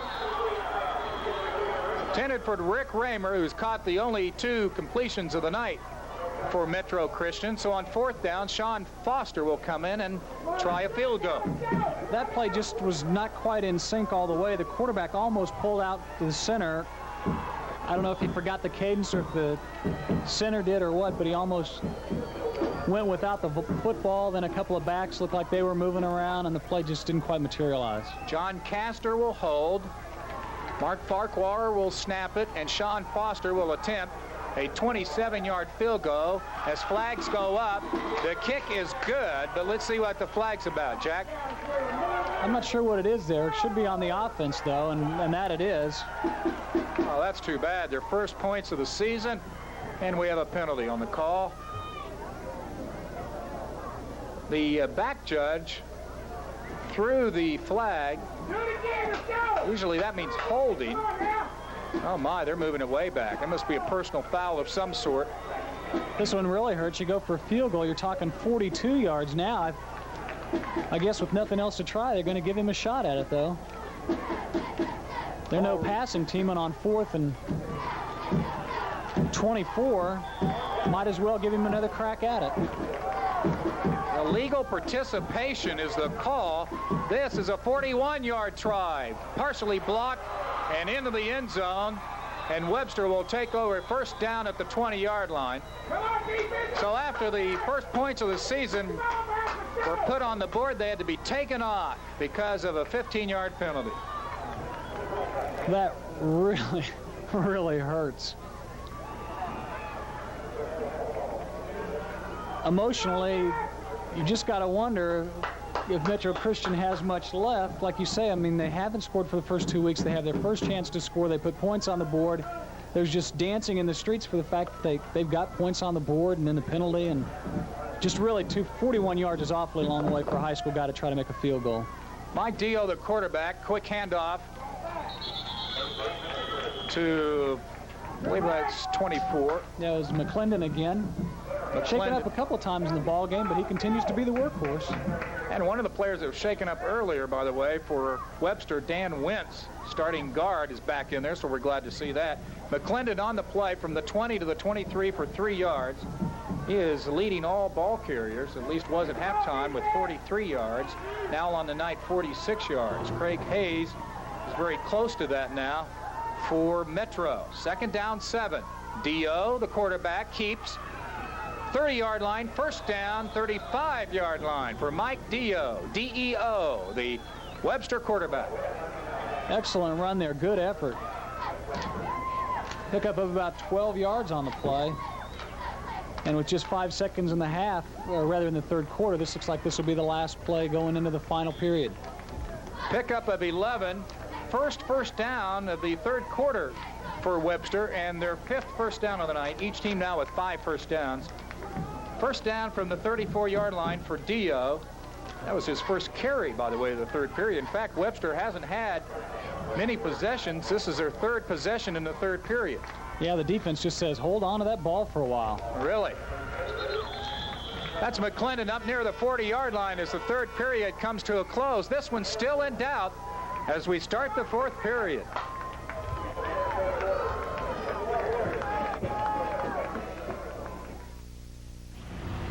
Would you drive your car without water in the radiator? Of course not. Yet it's a commonly accepted myth that athletes shouldn't drink water during exercise in this hot weather. The truth is, water, specifically ice water, should be drunk as often as needed before, during, and after exercise, and in quantity sufficient to satisfy thirst and replace any water lost from the heat. Thanks. You're welcome. This Better Health tip is brought to you by the Eastern Oklahoma Orthopedic Center. With so-called free checking, it's easy to count the additional financial services that normally come with them. However, open any of the 6 individually styled checking accounts at Bank of Oklahoma, and this is just a part of the 21 additional services you'll get. All of this makes it easy for us to reintroduce 6 often forgotten words of wisdom. You get what you pay for. Fair-priced, full-service checking, guaranteed from Bank of Oklahoma. We start the 4th period. 2nd down 5 from the 39-yard line for Webster, their own territory. Dio pitches back. Nice run for a first down to the 45-yard line. That was number 32, Markle Story. Nice run for him on the play.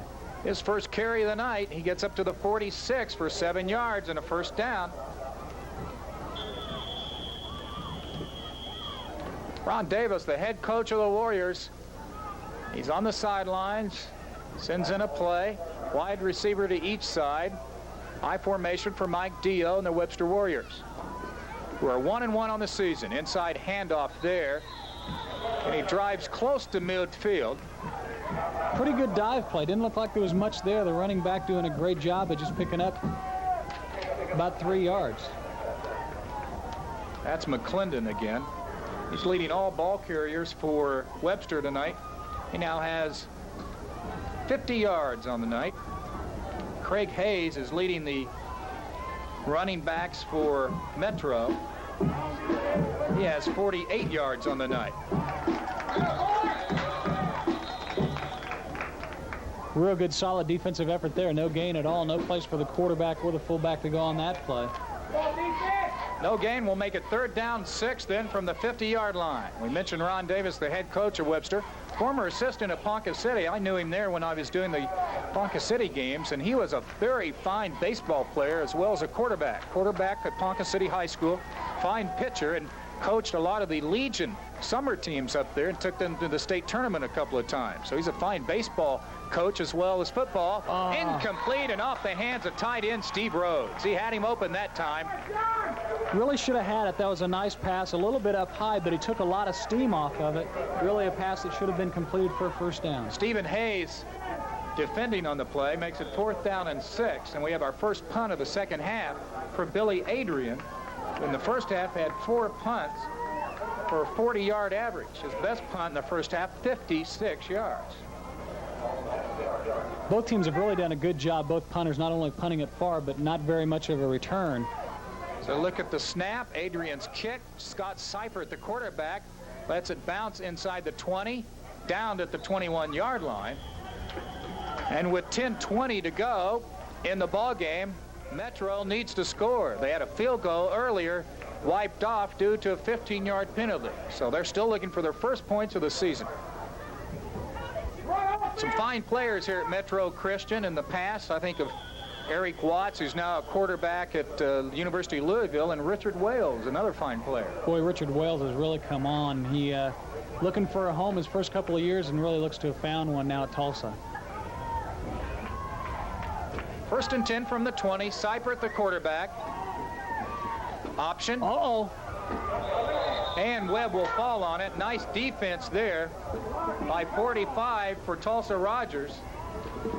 Ramon Macon doing the play once again. He has just had an outstanding evening. That's the 3rd time he's almost caught the pitch in the air.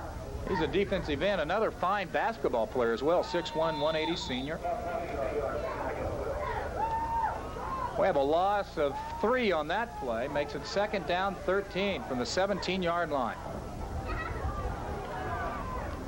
Metro Christian, Craig Hayes deciding to take off a knee brace. That's a reason for a little bit of a delay. 9.5 minutes to go in the game. Seifert to throw. Raymer catches it. 3rd time tonight. 30-yard line. Close to a first down. I think he's got it.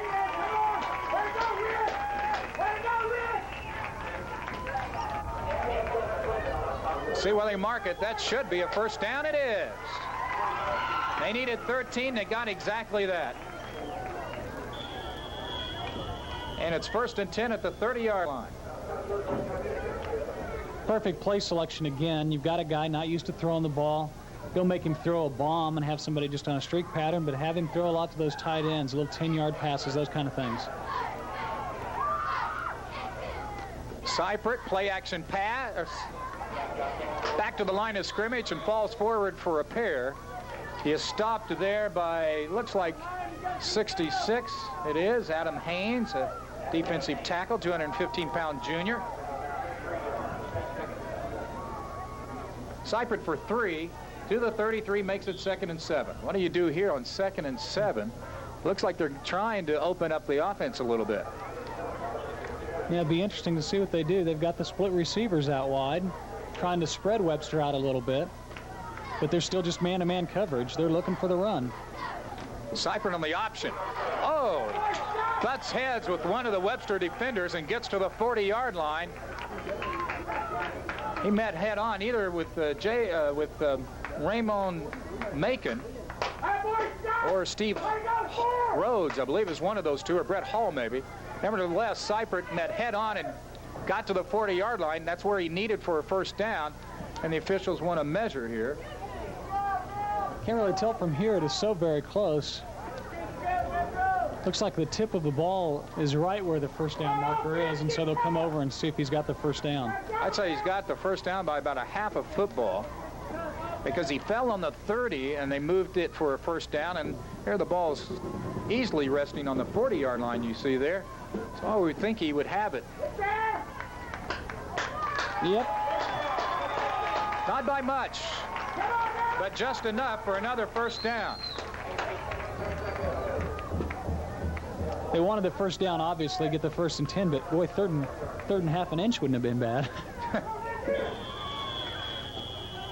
Webster, we mentioned Metro, some of the Metro players of the past, some of the Webster players of the past. I think the fullback Vincent Orange, who was the Tribune Offensive Player of the Year in '76, went on to OSU, and Rod Kilgore is a fine wrestler at OU. There's a pass complete. First time a wide receiver has caught a pass tonight, and that's caught by Stephen Hayes, a junior wideout. 1st down inside the 45. 16-yard pickup on the play, and incredibly, unofficially right now, I've got Metro Christian ahead on the statistical category right now. The big one is they're behind on the scoreboard 10-0, but I've got them total offense 161 yards, while Webster is 148. So 13 more yards for Metro Christian, and they are driving with 7:45 left in the 4th. 1st and 10, Warrior 44, Seifert scoots away. What effort there. Nice play by the quarterback. He's just a junior. He didn't even start the game at quarterback. We have a flag way downfield at the 25-yard line. Apparently a skirmish here between number 30 for Metro Christian, Alan Robbins, and number 17 for Webster, Chris Campbell, a defensive back. The flag was thrown where they were downfield at the Webster 25-yard line after Seifert had great effort to the 40-yard line, a 4-yard pickup. They're talking about this one. I think the main referee might want to call offsetting penalties so that this one isn't too costly, but the referee on the play, he looked like he was determined that this penalty was against Webster for unsportsmanlike conduct. Offsetting penalties, unsportsmanlike conduct. Jack Buns called it to you correctly. And that's probably a good call from the standpoint that the referees don't want to determine the game on a penalty. That would have been a big one of 15 yards, and so they, after talking about it, apparently decided the Metro Christian player also was not just totally innocent on the play and had a little bit to do with it as well. Well, the Webster defense is going to have to stiffen here. 2nd and 6 from the Warrior 40. 7:36 to go before the end of the game. Metro Christian trailing 10-0. We've had no scoring in the 2nd half. The only touchdown came after a Morris Jackson 7-yard touchdown run. That came after a fumble recovery by Markel Story. And then the field goal by Billy Adrian just before halftime. That came after a Mike Pittman interception. Here's 2nd down 6. Seifert rolls out, throws into the ground, incomplete. He had 2 receivers down there. Scott Schlofeld, a wide receiver, and tight end Rick Raymer. pretty good defense on the play. He had a couple of guys somewhat open, but, you know, again, he's not the most accurate passer in the world, so maybe it was just for the better that ball happened to go into the ground. Yeah, they were both covered pretty well. Allen Robbins, a senior wide receiver, checks in for Stephen Hayes, brings in a play. The other wide receiver, Scott Schlofeld. They're both lined up to the top of your screen. You see Schlofeld there just off the line of scrimmage. Seifert, nothing there. What defense by Webster on 3rd down. Nice play by the Webster defense, trying to get the number. Looked like 55, and it was. Scott Lowry, a 6', 190 junior defensive end. Big play now. 7 minutes left to go, and 4th and 9. Looks like they're going to have to go for it because time is just not on their side, trailing 10-0. Yeah, just under 7 minutes now to go. A loss there of 3 makes it 4th and 9 after the great play by Scott Lowry on defense. Mark Farquhar, the center, his father is also an assistant coach here at Metro Christian. And we apparently have too much time. Oh, that hurts. You don't need any more yardage to make up on 4th down yet. 4th and 9, now 4th and 14. For a team like Metro Christian, it does make a difference between 4th and 9 and 4th and 14, too, because the kind of play they wanted, just guessing, the play they probably had called would be to look for their tight end for about a 10-yard gain. Now 10 yards doesn't get you the first down. You need a little bit more. Metro Christian, 4th and 14 from the 49, 6.5 minutes to go in the game. They have not scored in this game, trailing 10-0. They have not scored this season. Their defense has played well this year. We have a screen pass up in the air and incomplete. And it looked like Scott Lowry might have had a chance for the interception as he runs off the field there. Fine defensive effort by the Webster Warriors. Got the defensive pressure on the quarterback, and there was just nothing at all he could do. He wasn't going to be able to run the ball because he had too many guys around him. Certainly wouldn't have a chance of picking up 14 yards, and then there was nobody there to throw it to either. Here come the Warriors. Mike Dio is quarterback the entire game for Webster. He's a sophomore. Frank Simon was scheduled to be the starting quarterback coming into the season. We'll tell you that after this pitch. And a nice pitch it is. The number 32, Markel Story. Boy, he's got some speed, Jack Buns. He looks like a great one, and some guts there to call that particular play. I figured they'd just go ahead and give it to the fullback and try to grind something out. But a big pickup of about 15 yards on the play. First down, Story now 2 carries, 24 yards. And that's the 7th first down for Webster tonight. Webster has 7 first downs, Metro 8. 1st and 10 from the Metro 36-yard line. Pickup from the 36 to the 34 for a pair. And on the carry was number 24 there, Billy McClendon. This is exactly what they want to be doing. Take your time, take all the time that you can each and every play without getting any silly delay of game penalties, but just milk some of that time off the clock. Dio down the line. 30-yard line, tripped up by Rick Raymer. Nice play. He had Story trailing him, and then Story all of a sudden ran in front of him to block. But Rick Raymer was not blocked, and Dio's knocked down at the 30 for a 4-yard gain. Dio and Frank Simon, who was the backup quarterback last year. John Simon was the starting quarterback last season. He graduated. His brother Frank was battling in the preseason with Dio. Ron Davis said they were both about neck and neck. He decided to go with Dio and move Frank Simon, who had good size, move him to tight end and backup quarterback. Frank Simon said no thanks and quit the team. And now Dio is the lone quarterback. Good blocking by the outside there. He's going to get the, good defense, though. Keeps him short of the first down. Got the first down. He wipes out the chain gang. Does Mark Farquhar, number 50. As Story gets up. And on a 3rd and 4, needing to get to the 30, or excuse me, needing to get to the 26 from the 30, they're just a little bit shy. I want to remind you to catch Channel 8 Sports, Jack Buns on the weekends. all the football highlights for you, whether it be TU, OU, or OSU. And on 4th and 1, the Warriors will go for it from the Metro 26-yard line. Now we have a flag up. Timeout, Tulsa Webster. So we'll take a timeout with 4:52 to go before the end of the game. And our score is Webster 10 and Metro Christian nothing. Yeah, now. I love kids. Know why?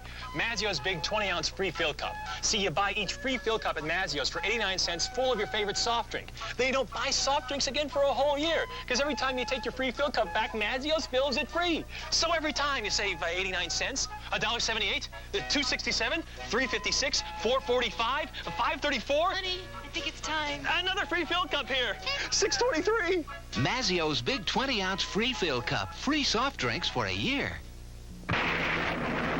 One battery has the power to start all these cars. It's a quality battery, but it's not the one you think it is. It's the Omega 5 60-month battery from Walmart. With up to 550 cold cranking amps, the Omega 5 delivers starting power for any kind of weather. You'll find it only at Walmart for just $38.94. And at $38.94 every day, you just won't find a better, more dependable battery. Go to Walmart and get the power you need for less every day.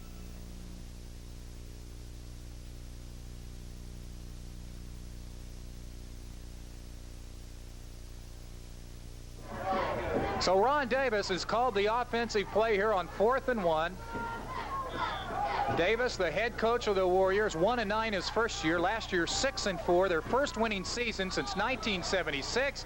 We have movement on the line of scrimmage. And let's see, Dio, the quarterback, acted a little disgusted when the flags flew up. But it appeared to me up here that Metro is the guilty party, but we shall see. Could have been both teams moved. Encroachment, Metro. Wow, automatic first down there on 4th and a yard.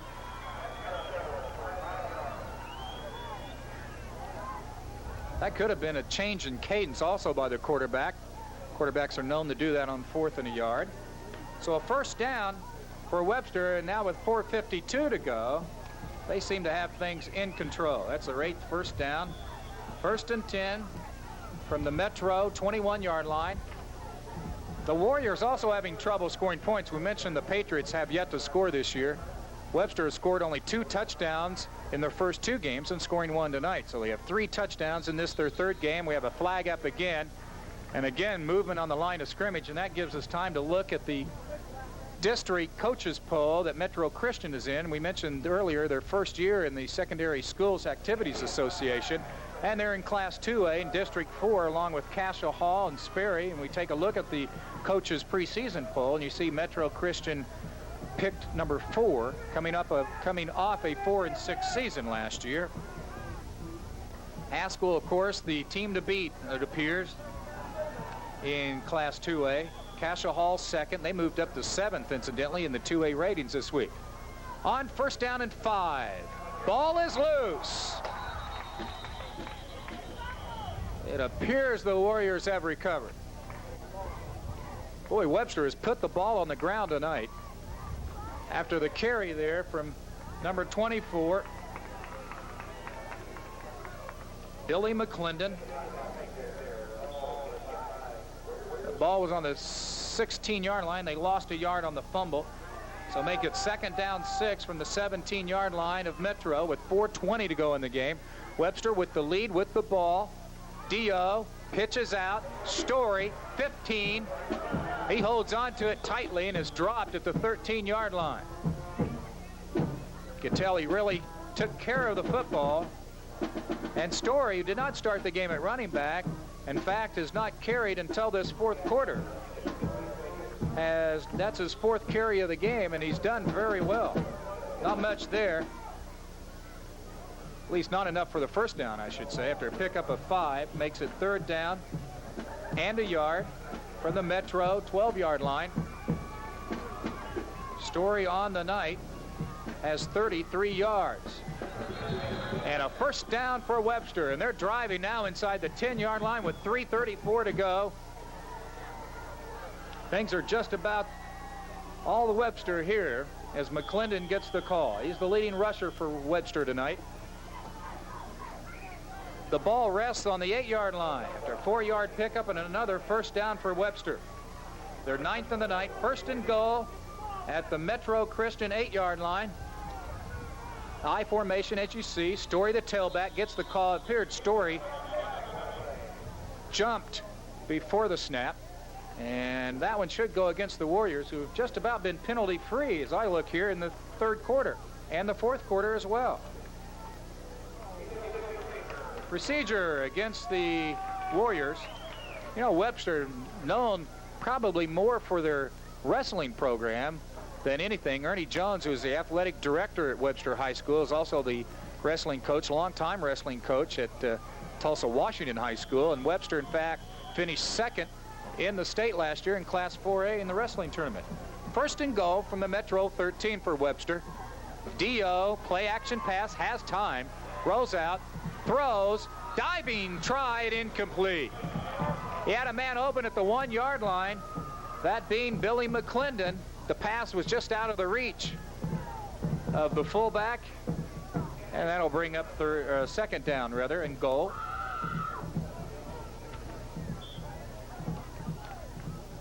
Gives us time to remind you about Straight Line with Barry Switzer and Dean Blevins. Thursdays, 8 o'clock, Straight Line on this channel on Tulsa Cable Sports. 2nd down, 3 minutes to go in the game. Warriors leading 10-0, wide receiver each side on 2nd and goal. Dio again rolls out and slips and falls back at the 17-yard line. Loss of 4 on the play, and that makes it 3rd down and goal.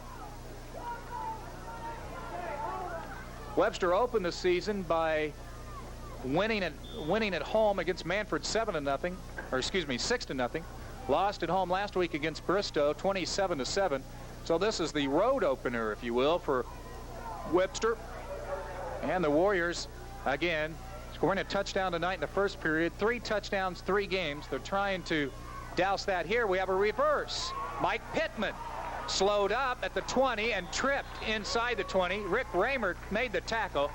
But a nice play by Scott Seipert, linebacker, also the quarterback for Metro, who slowed Pittman down on his first carry of the night. And Pittman loses about a yard, let's say, back to the Metro 18, makes it 4th and goal. And I would think here, although Adrian has kicked a field goal in this game, and Webster wants a timeout. So we'll take a timeout with 1:58 to go in the 4th period. Webster will decide on 4th and goal whether they want to kick a field goal or go for a touchdown. And we'll be back to see what they do in just a moment.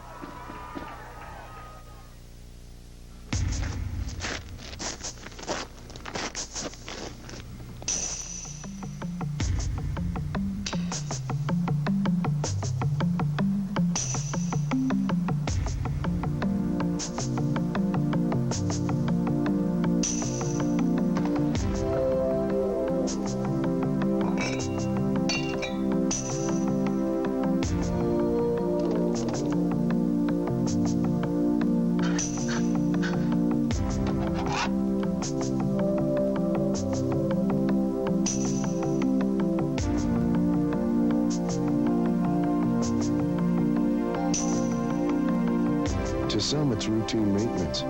To others, it's an act of love. If you truly appreciate fine machinery, you protect it with Purolator filters.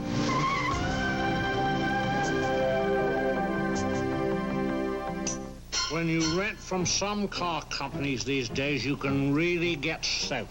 That's why I'm ecstatic about Thrifty Car Rental. Their rates on new Chrysler cars certainly won't murder your wallet. Now in Tulsa, enjoy thrifty economy and weekend savings. Rent a Dodge Colt, just $14.99 a day. Call Thrifty. They're thrifty price for everyone. Oh, and call me for dry cleaning. Billy Adrian has kicked a 29-yard field goal. This one from 35, and we have a fake. Dio, not much there. He passes off to Pittman. He's dropped at the 20-yard line. That was about the line of scrimmage. In fact, they'll lose a couple on the pass play. So the Metro Christian Academy Patriot defense has played very well tonight, and they'll take over 1st down 10 at the 20 with 1:58 to go and nothing off the clock. The clock should have started on the snap. It did not start, you will remember, late in the second period when Adrian kicked his field goal. That time the clock didn't start again. Nevertheless, it's pretty meaningless here as Metro will come out 1st and 10 from the 20.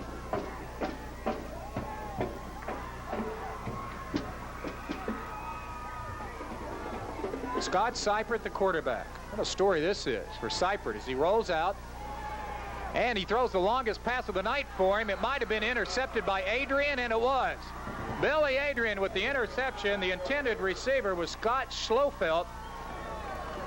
We mentioned Seipert, who did not start the game at quarterback. Metro's regular quarterback, Brett Burleson, was injured last week. And it was midnight until they felt, the people at the hospital felt they could take his helmet off. So they thought it was a serious injury. Burleson's not suited up tonight. He is in good condition, though. He's walking around and in good shape, but could not suit up tonight. So John Castor started at quarterback, but Seipert quickly came in for him. The pass intercepted. That's the 3rd interception of the night. And a pass is complete here inside the 25-yard line. Nice catch by Raymond Macon. 1st and 10 from the 40-yard line of Metro down to the 25, 26-yard line. They'll mark it for a 14-yard gain. And another first down for Mike Dio and the Webster Warriors. 10 on the night now for Webster. As the clock reads 1:15, it stopped with Macon going out of bounds. Gives us a chance to talk about those Webster assistants besides the head coach Ron Davis.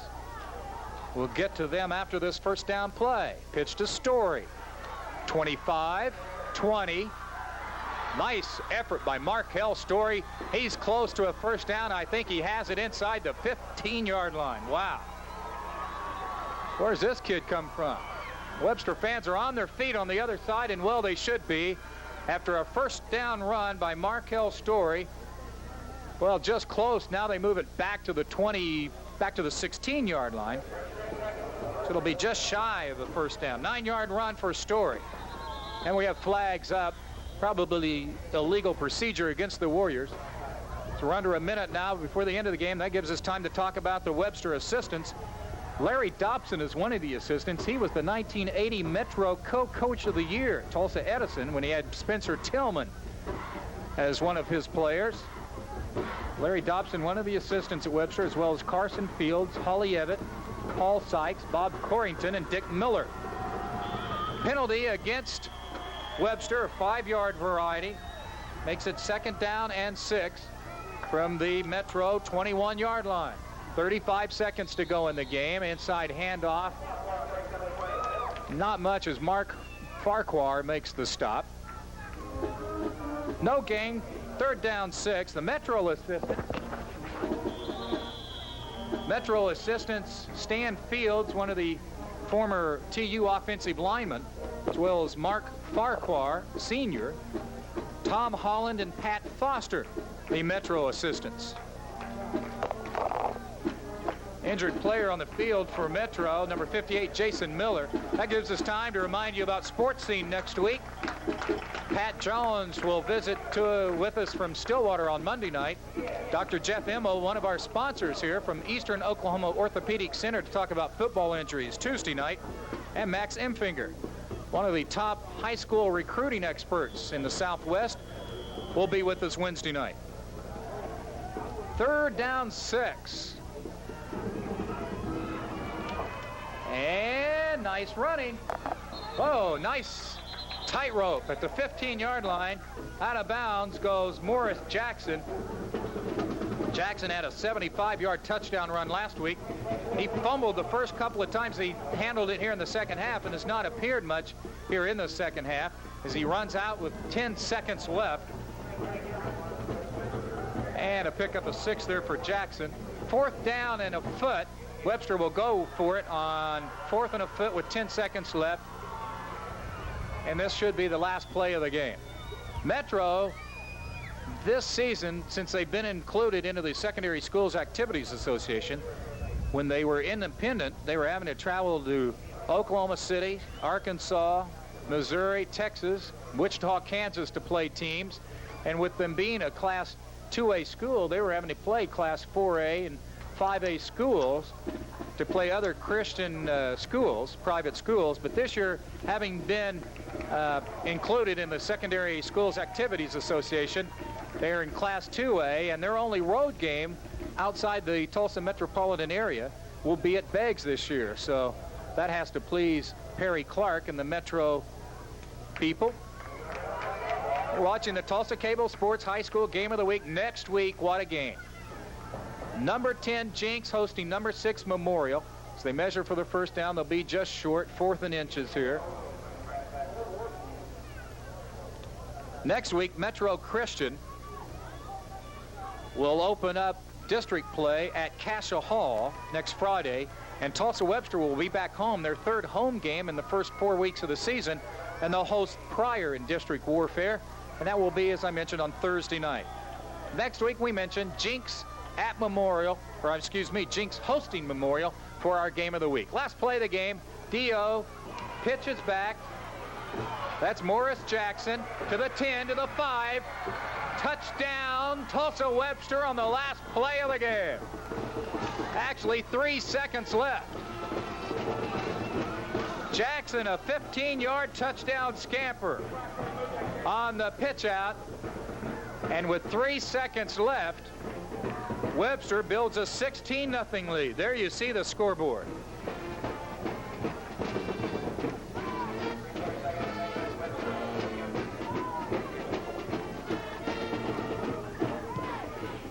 The extra point is good by Billy Adrian. So we'll stay here, and the score now is 17-0, Tulsa Webster over Metro Christian. With 3 seconds, we'll need a kickoff.